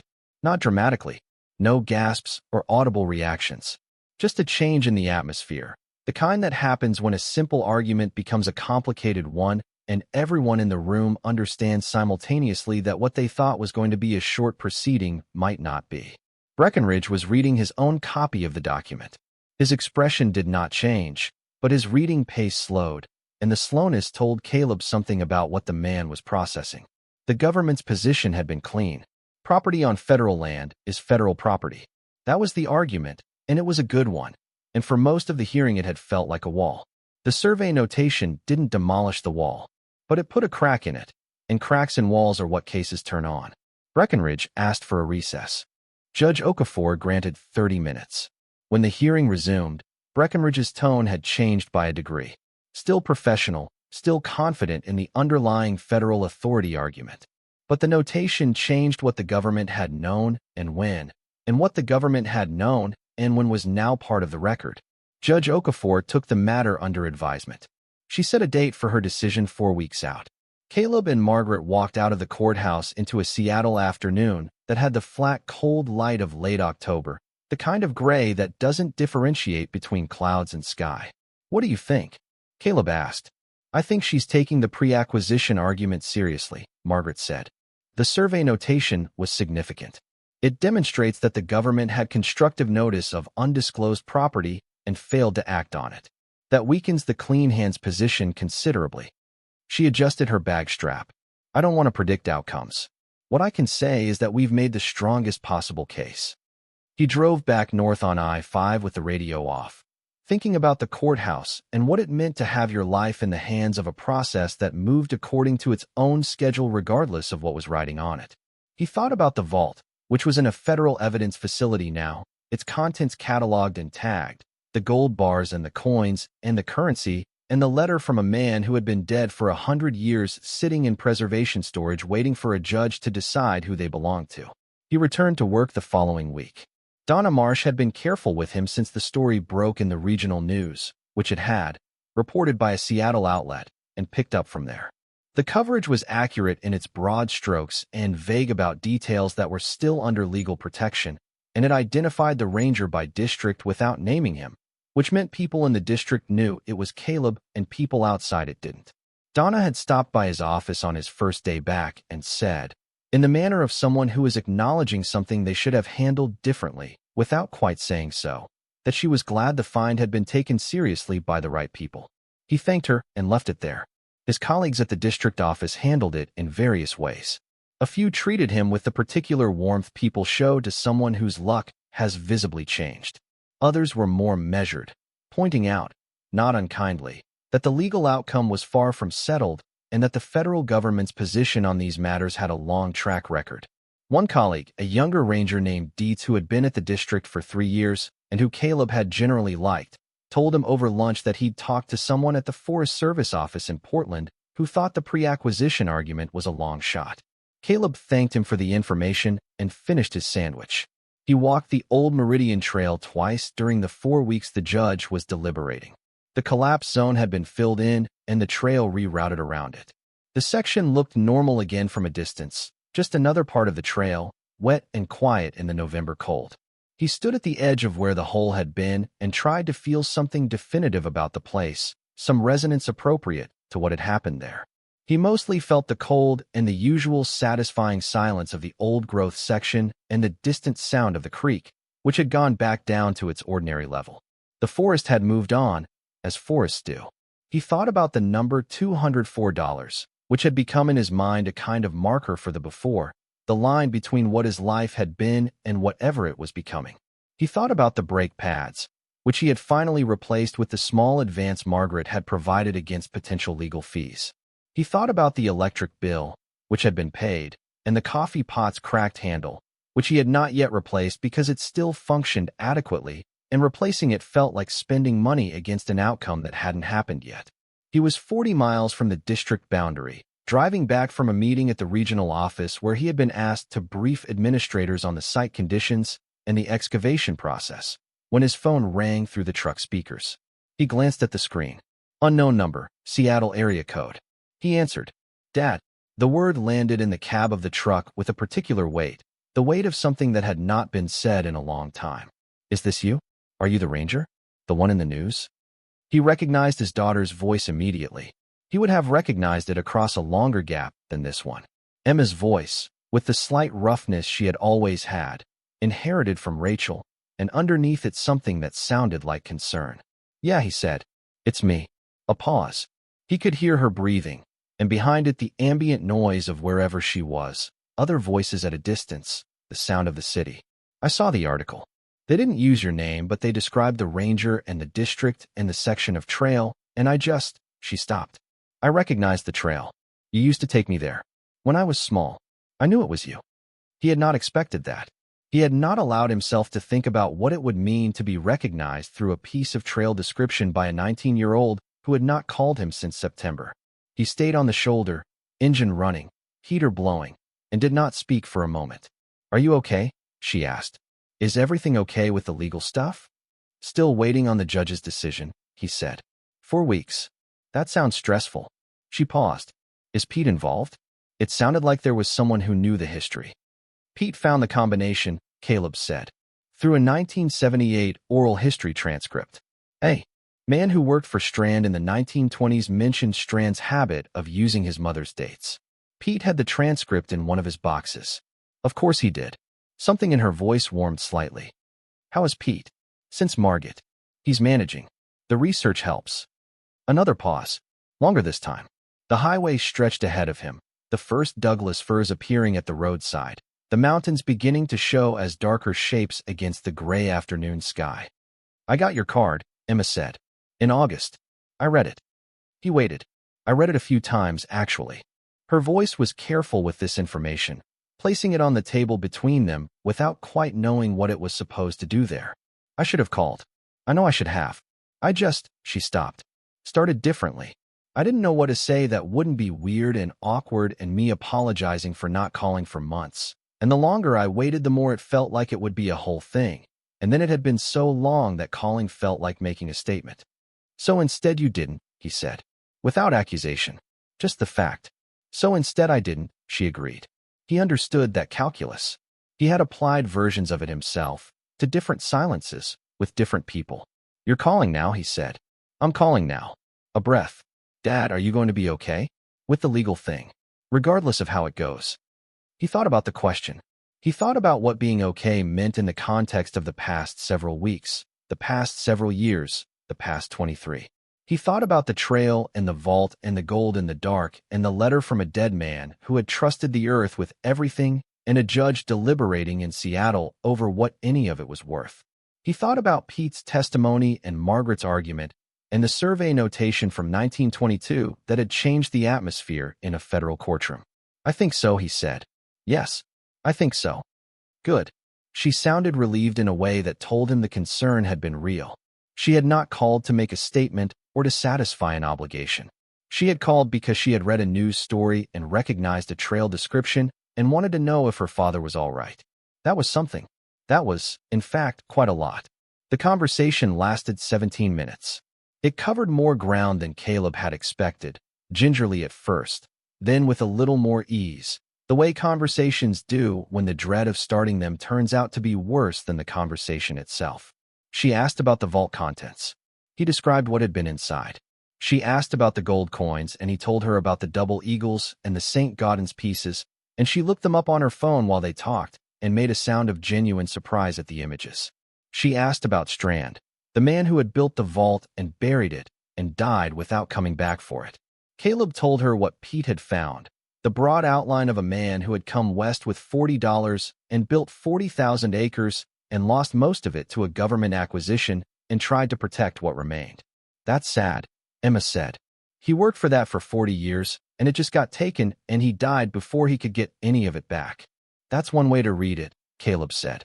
Another way is that he was careful and precise enough that what he protected is still intact 100 years later. He just didn't get to be the one to open it. Emma was quiet for a moment. And you're the one who opened it. I'm the one who fell through the ground above it, he said. There's a difference. She laughed at that. A real laugh, not a courtesy one. He heard it clearly over the truck speakers, and it did something to the interior of the cab that the heater couldn't take credit for. They talked for a few more minutes after that. She told him she had a paper due next week on old-growth forest succession, and he told her she should talk to Pete, who had been watching this district's old-growth sections recover for 30 years and had observations that no academic paper had captured. She said she might actually do that. He said he'd ask Pete if that was all right. She said she'd like that. The conversation ended the way it had started, with the same care and the same slight awkwardness, but with something easier in it than there had been at the beginning. When the call ended, Caleb sat on the shoulder of the highway for a long time. The engine was still running. The heater was blowing. The mountains were entirely visible, dark against the last of the October sky, the same mountains that had always been there, enormous and patient and indifferent to everything happening at their feet. He thought about what it would mean for his life to change, and what it would mean if it didn't. He had told himself for years that the work was enough, and he had largely believed it, and it had largely been true. But there was a difference between choosing a life stripped of material comfort because the work was worth it and having no other option. He had only ever had the one option. The vault might give him the other one, might change what he was choosing from a resignation into a genuine choice. And that was a different thing entirely, even when the outer shape of the life remained the same. He sat there for a while longer. The vault was in a federal evidence facility in Seattle, sealed and tagged, and waiting for a judge's decision that would come in its own time.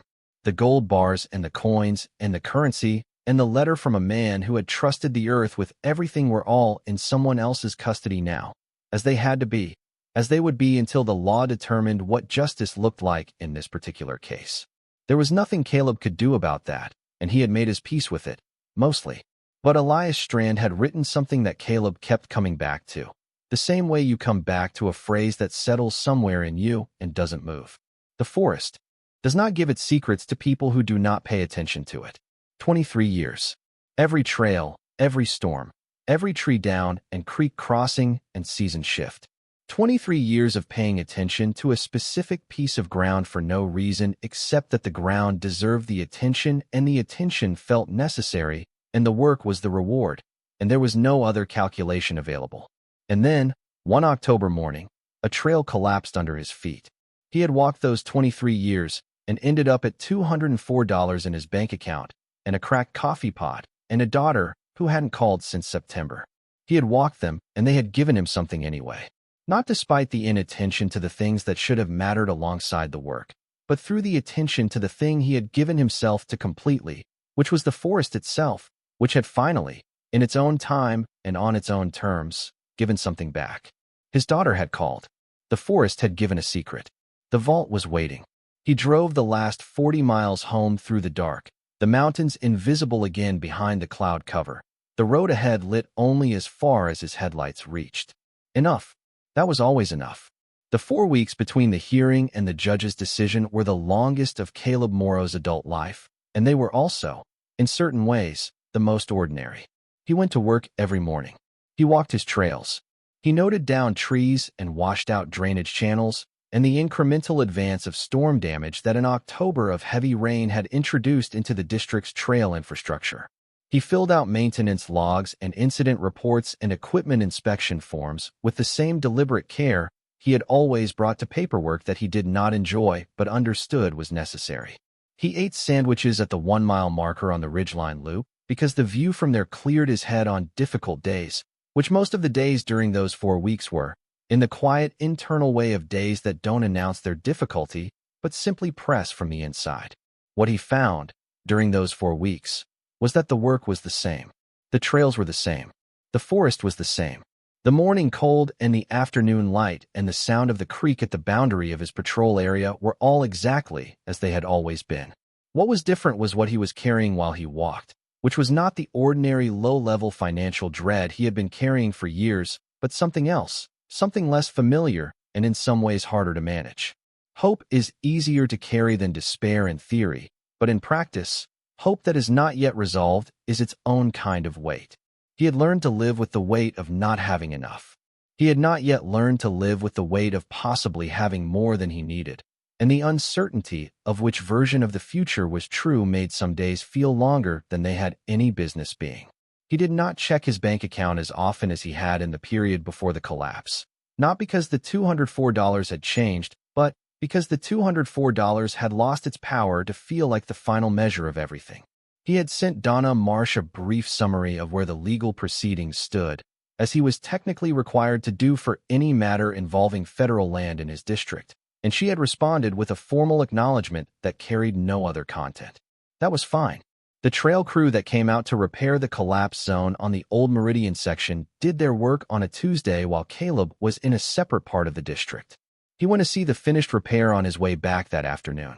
They had filled the hole and rerouted the trail around the disturbed section, just as Forsyth's team had recommended. The new alignment went about 30 feet north of the original, following the contour of the slope around the site. Someone had put in a small cairn at the junction where the old trail diverged from the new one, 3 rocks stacked in the way trail markers are stacked, which was probably unauthorized and which Caleb left in place. He stood at the junction for a while, looking at where the hole had been. The filled section had settled into the surrounding soil already. In another month, it would be hard to distinguish from the undisturbed ground on either side. In another year, it would be indistinguishable entirely. The forest was already moving on. The forest was always moving on, and this was something Caleb had always known about forests but had never before understood as a comfort. If you're enjoying this story so far, don't forget to hit the like button and subscribe. Drop a comment telling me where in the world you're watching from. I love hearing from you. He talked to Emma 3 times during those 4 weeks. The calls were not long. They were not easy, exactly, but they were real, which was different from the calls they had managed when she was in high school, which had been easy and hollow in the way that conversations are easy when no one is saying anything that matters. She told him about the forest succession paper, which she had finished and submitted. She asked how the legal proceedings were going. She asked about Pete. He told her Pete had been contacted by a professor from the University of Washington's history department who had read about the vault discovery in the regional press and wanted to discuss the historical archive Pete had been assembling. She made a sound of genuine satisfaction at that, the sound of someone who thinks a good thing has happened to a person who deserved it. On the 3rd call, on a Thursday evening in the 3rd week of waiting, she said she had been thinking about coming up, to see the district, to walk the trail. He told her the trail had been rerouted and the hole was filled in. She said she wanted to see it anyway. She said she'd been thinking about what he'd said about Strand and the 40 years of work and the careful plan and the dying before he could come back. She said she thought about it in the context of her forest succession study, the way a nurse log feeds the trees that grow on it and never knows what it becomes, and she wanted to see the place. He told her to come whenever she was ready. She said she'd come in December after finals. The phone call from Margaret Chin came on a Wednesday morning, 26 days after the hearing. Caleb was at his desk in the district office doing paperwork when his cell phone lit up with her name. He stepped outside to take the call, which was instinctive rather than calculated, going out into the cold morning air of the parking lot because whatever she was about to tell him felt too large for an indoor space. Judge Okafor ruled this morning, Margaret said. He waited. She ruled in your favor on the pre-acquisition argument. The vault's contents are yours. The parking lot was empty at this hour. The Douglas firs at the lot's edge were doing what they always did, which was stand there being enormous and indifferent. The November air was cold enough that Caleb's breath was visible, small clouds appearing and disappearing in front of his face. He stood in the parking lot and breathed for a moment without speaking, and in the silence of that moment he became aware of a physical sensation he could not immediately classify, a release of something he had not known was held, the way a breath comes out differently when you have been bracing for a long time without realizing you were bracing. Are you there? Margaret said. Yes. On what grounds? Margaret's summary was precise and not long. The judge had found that the vault constituted private property placed on the land before the federal acquisition and therefore not subject to the transfer unless explicitly disclosed and included, which it had not been. She had found the 1922 survey notation significant, citing it as evidence of constructive knowledge on the government's part of undisclosed property, which materially affected the scope of the transfer agreement. She had found the Strand letter's finder provision to be consistent with the demonstrable intent of a property owner disposing of assets outside estate channels, a structure with precedent in historical property law.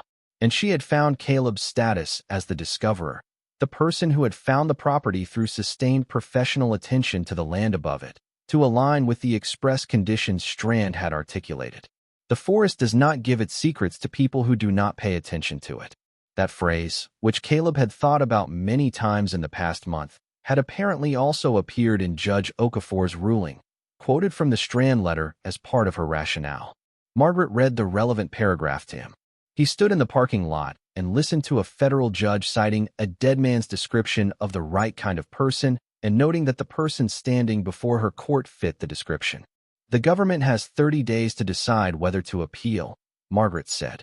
But I've had a conversation with Breckenridge's office this morning, and the preliminary indication is that they're unlikely to pursue it.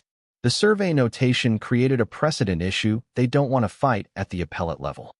What does that mean for timeline? If they don't appeal, we can begin the liquidation process in about 6 weeks. I'll manage the tax documentation and the asset transfer. By February, you should have clean access to the proceeds. He thanked her. He ended the call. He stood in the parking lot for another few minutes, looking at the trees, before he went back inside to the paperwork that was still there, unchanged, waiting for his attention as paperwork does. He called Pete from his truck at lunch. Pete answered on the second ring. Well, he said, which meant he had been waiting for this call. She ruled for us, Caleb said. A long silence.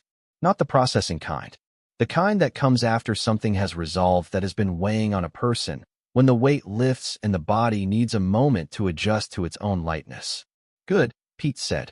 His voice was rough at the edges. That's right. That's how it should go. He paused. Strand was careful, Pete said. He built something that lasted. He described the right person. The judge was right to recognize it. You found the combination, Caleb said. Without that we don't open the vault, and without opening it we don't find the letter, and without the letter we don't have the finder provision as a legal instrument. I found a transcript from 1978 that happened to contain useful information, Pete said, in the voice of a man who is deflecting because accepting credit is uncomfortable and also because he genuinely believes in the version he's offering. That's not the same as what you did. It is, actually, Caleb said. It's exactly the same. You paid attention to the history of this place for 30 years. I paid attention to the trails for 23. Both of us just showed up and did what we always do. Another silence. Shorter. Come over for dinner, Pete said. Tonight. I'll make something. That evening, Pete made a pot of elk stew from venison in his freezer, and they sat at his kitchen table and ate it and talked about the case and the letter and the coins and what the gold bars looked like under Dr. Bright's lights. They talked about Strand, about Thomas, about the chain of deaths and decisions that had left a vault sealed in the earth for a century waiting for the right set of circumstances to converge. They talked about the way certain things stay in place and certain things move on, and how you can't always tell which is which until a very long time after the fact. They talked about Margaret, which they had not done in several months. Pete mentioned her the way he mentioned things that were important, indirectly at first, through the edges.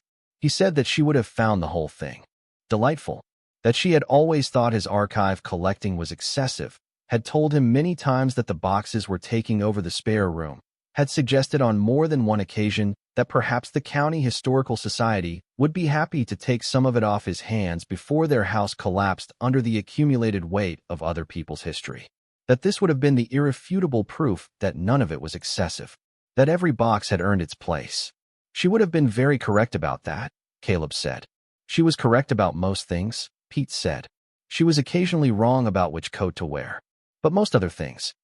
He turned his coffee mug in his hands, a slow rotation that Caleb knew as Pete's version of processing something he was going to say carefully. She would have wanted to come to the trial, Pete said.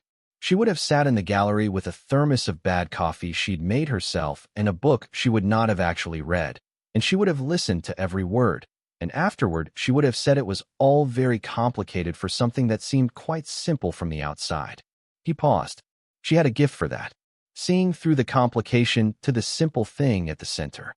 What was the simple thing at the center? Caleb asked. A man worked hard, Pete said. The work was rewarded. Eventually. He looked at Caleb. That's the whole story. Everything else is procedure. He drove home under a sky full of stars, which was unusual for November in the Cascades, and sat in his truck outside the cabin for a few minutes looking at them. The creek was running quiet. The forest was dark on all sides. He had $204 in his bank account, and a cracked coffee pot, and a truck that he'd had the brakes fixed on, and a legal settlement coming in February that would change the material circumstances of his life in ways he had not yet fully worked through. He went inside. He made coffee in the pot with the cracked handle. He sat at the kitchen table and did not make lists or calculations or plans. He just sat there and let the evening be what it was, which was quiet and cold and entirely his, which was how it had always been and would remain. The U.S. Attorney's office formally declined to appeal on the 28th day of the 30-day window. Margaret notified Caleb with a one-line text that he read in the field, somewhere on the North Connector Trail, and he stood there for a moment looking at the text, and then put his phone back in his pocket and kept walking. There was still half a mile of trail to inspect, and the inspection didn't care about his legal proceedings. He told Donna Marsh that afternoon. She had been professional through the entire process, appropriately neutral, following the federal land management protocols for matters involving legal proceedings on district land. She had not revisited the first phone call, the one where she told him it was probably mining equipment, and moved on to the tree on the ridgeline loop. Caleb had not revisited it either. There had been no reason to. The outcome was what mattered, and the outcome was good.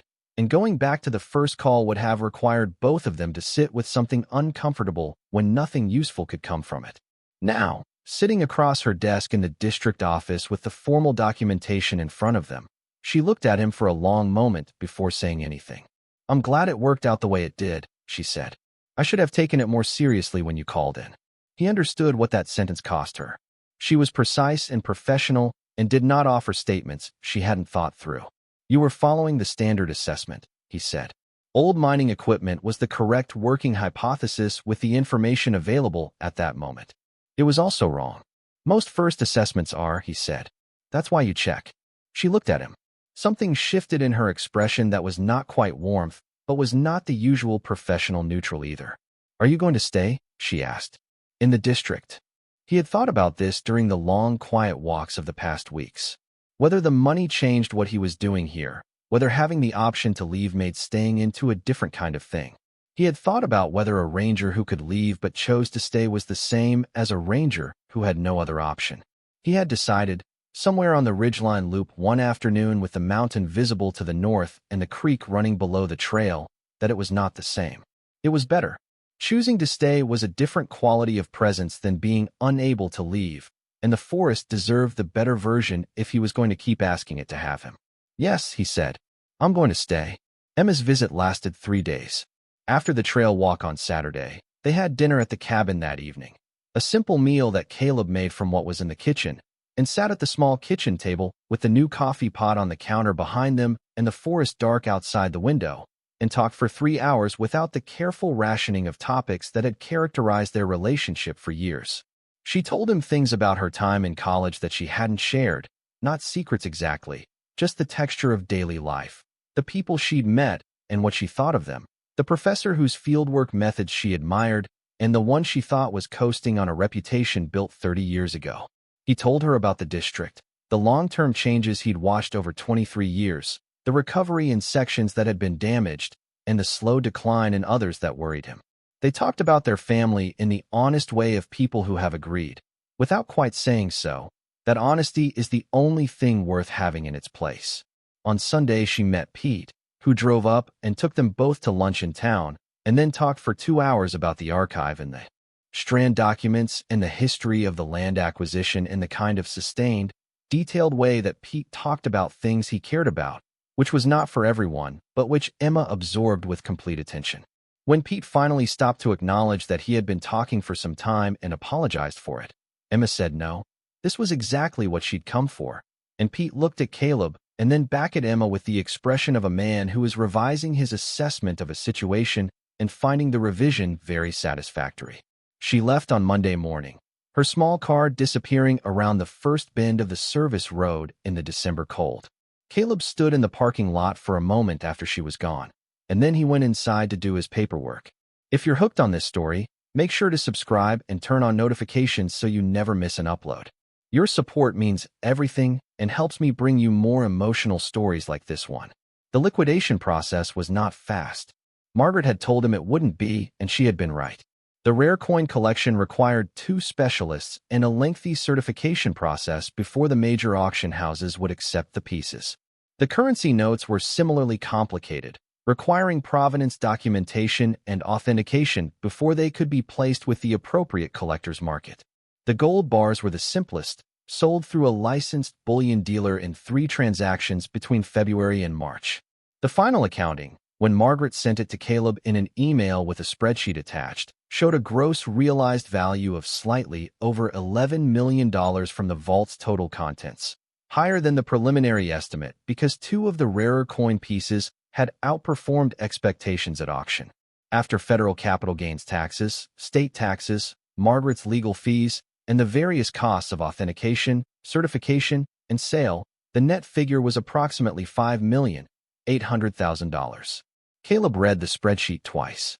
Then he closed the laptop, put on his jacket, and went for a walk on the ridgeline loop, which was what he did when he needed to process something his mind couldn't hold still. He had approximately $5.8 million. The thought sat in his chest with a strange weight, not the weight of joy exactly, or not only that. Something more complicated. He had spent 23 years being a person whose finances ran at the outer edge of what was manageable, for whom the unexpected cost was always a problem, for whom $204 in a bank account at 3 in the morning represented a species of fear that was ordinary and chronic and had simply been part of the texture of his life. That was gone now. The fear was gone.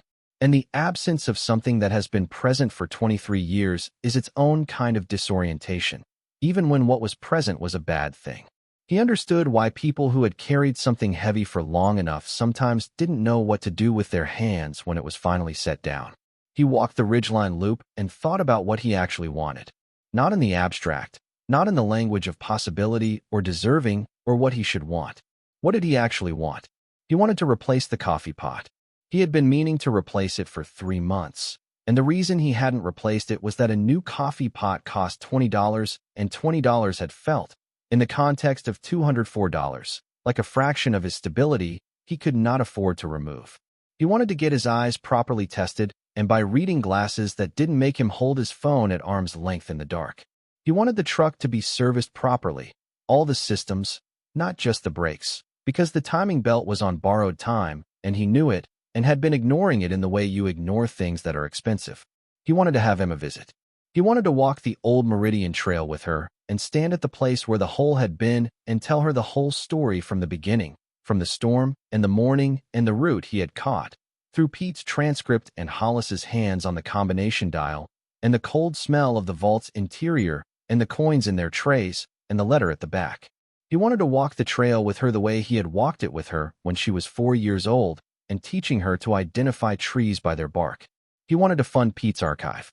Not just protect it from further accumulation in Pete's spare room, but properly institutionalize it. Give it to the County Historical Society with an endowment attached that would pay for cataloging and preservation and public access, so that what Pete had spent 31 years building in boxes would be available to anyone who understood that the history of a place and the place itself are not separate things.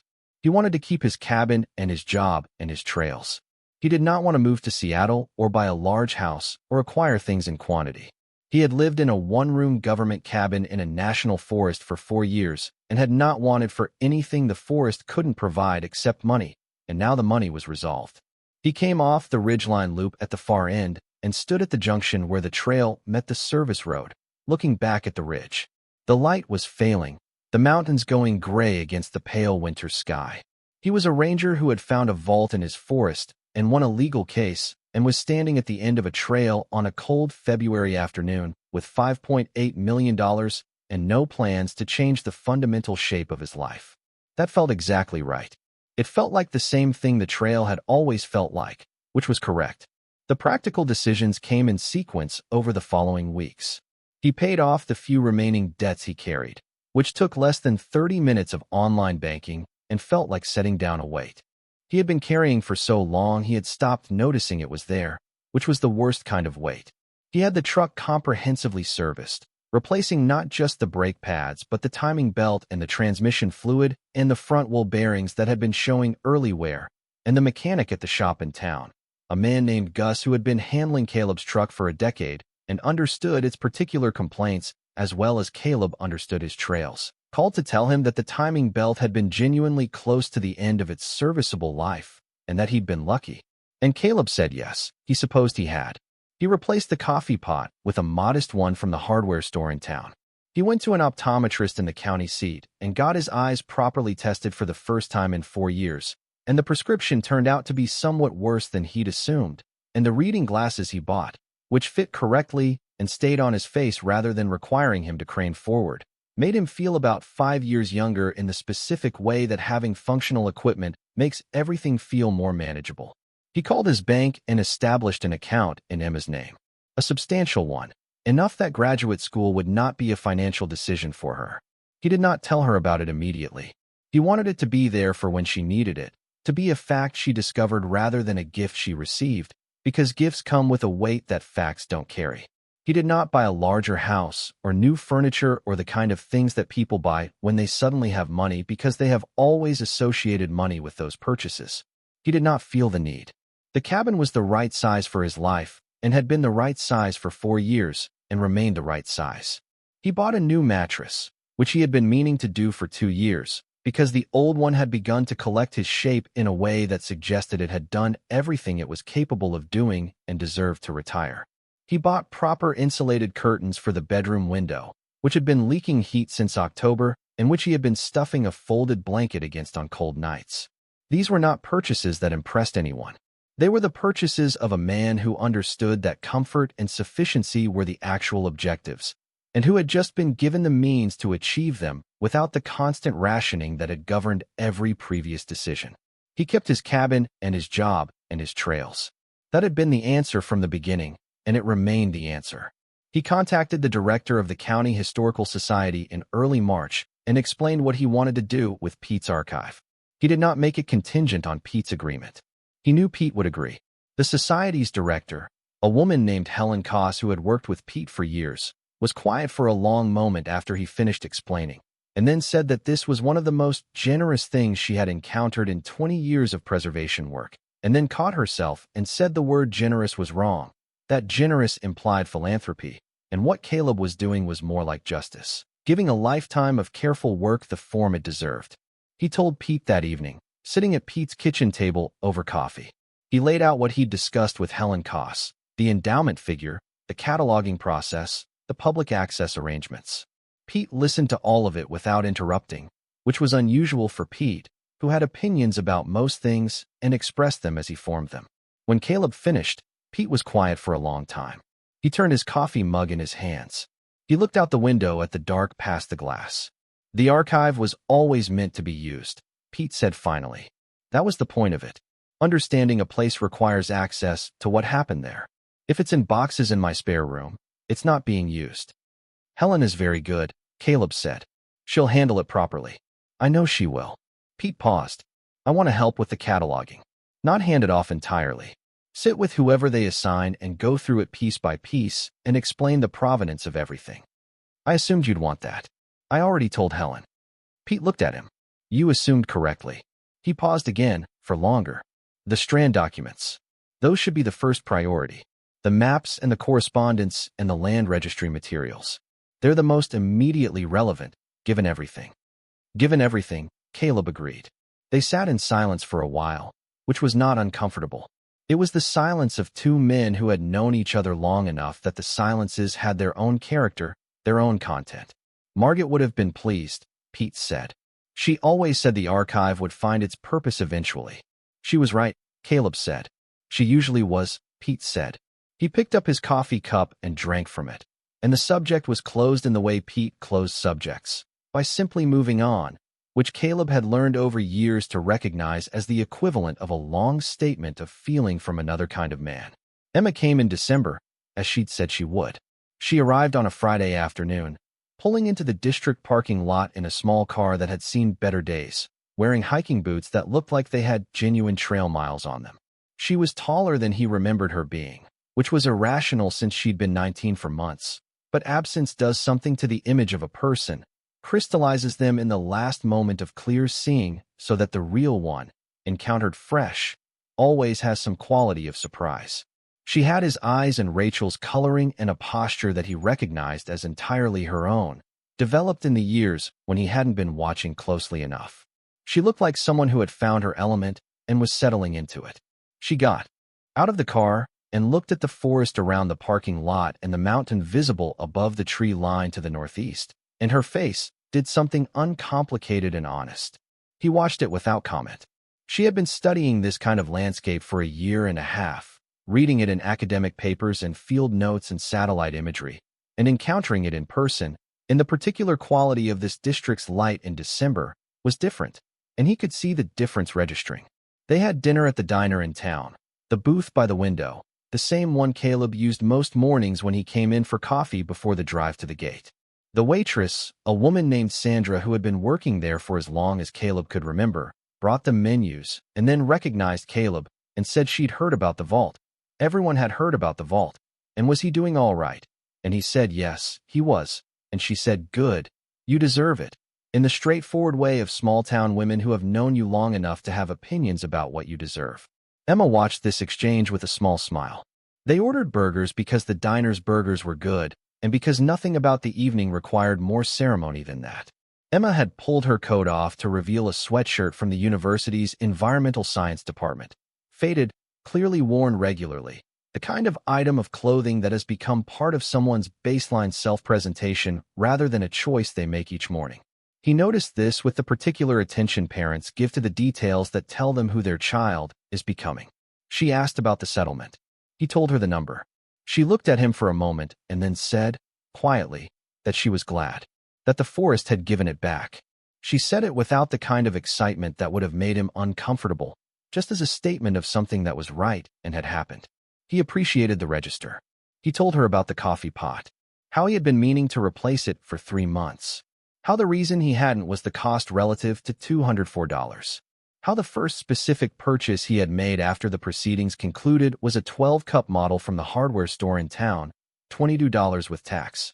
She looked at him for a moment.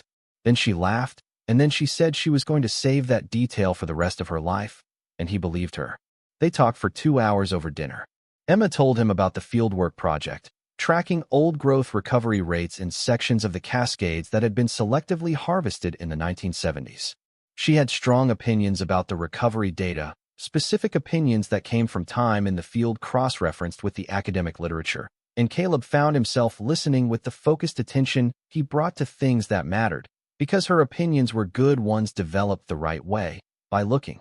She asked what he thought about the selective harvest recovery question from a management perspective, which was the first time she had ever asked him a professional question, asked for his assessment of something in his domain rather than in the way of a child tolerating a parent's expertise. He told her what he thought. She listened and pushed back on one point about soil compaction timelines that he acknowledged she was right about, and they went back and forth for several minutes and arrived at something like consensus that incorporated both positions.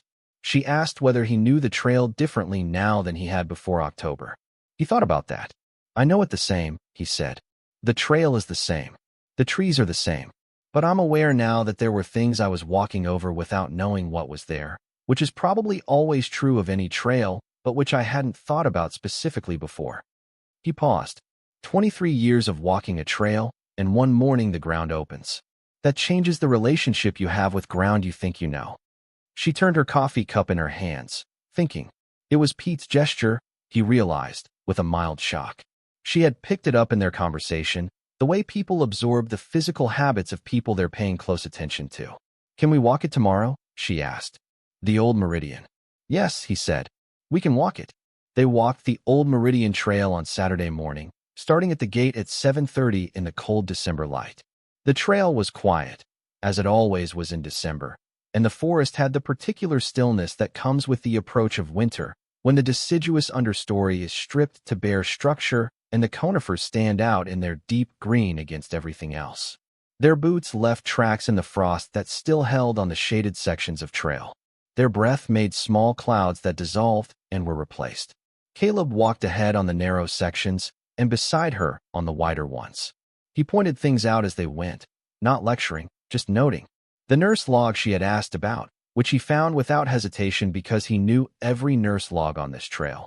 A massive fallen cedar that had been on the ground long enough that the trees growing from it were themselves substantial.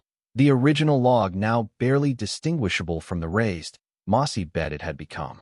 Emma crouched beside it and looked at the roots of the trees growing from it, the way they reached down around the decomposing wood and into the soil below. She was right, Emma said. 6-year-old me. It is fair. He didn't say anything. He let her have the moment with the log. She stood, and they kept walking. A woodpecker excavation in an old snag, round and deep, the edges fresh-chipped, pale wood against dark bark. The place where the creek had cut a new channel during the October storms, moved 6 feet east of where it had run the previous decade. Emma noted the creek shift with the professional attention of someone who understood what that movement meant in terms of the slope stability below it, and asked whether the district had surveyed the channel change. He told her it was on the spring assessment list. She said it probably warranted earlier attention. He agreed.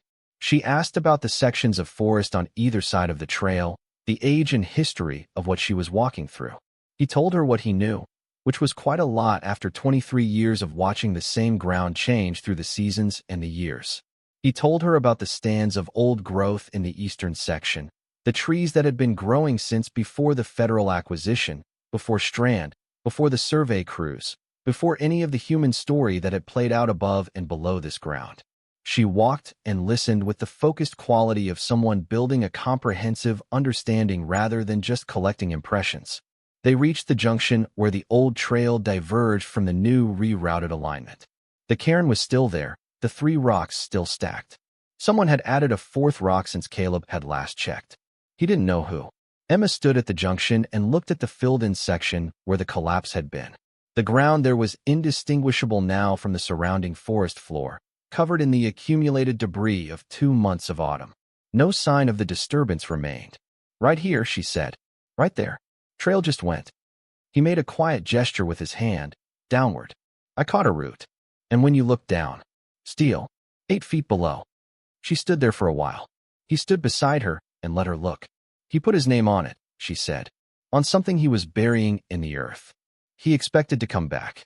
But he also put his name on it even though it was going to be underground where nobody could see it." She turned to look at Caleb. "That's not for the practical purpose. That's not to help him find it again. He already knew where it was.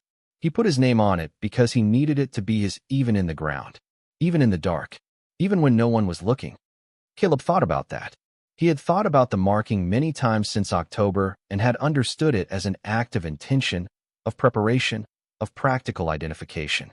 He had not thought about it the way Emma had just articulated it. He was someone who built things, Caleb said, and had them taken. Putting his name on what was left, even underground, even where it was invisible, was the last thing he could do, Emma said.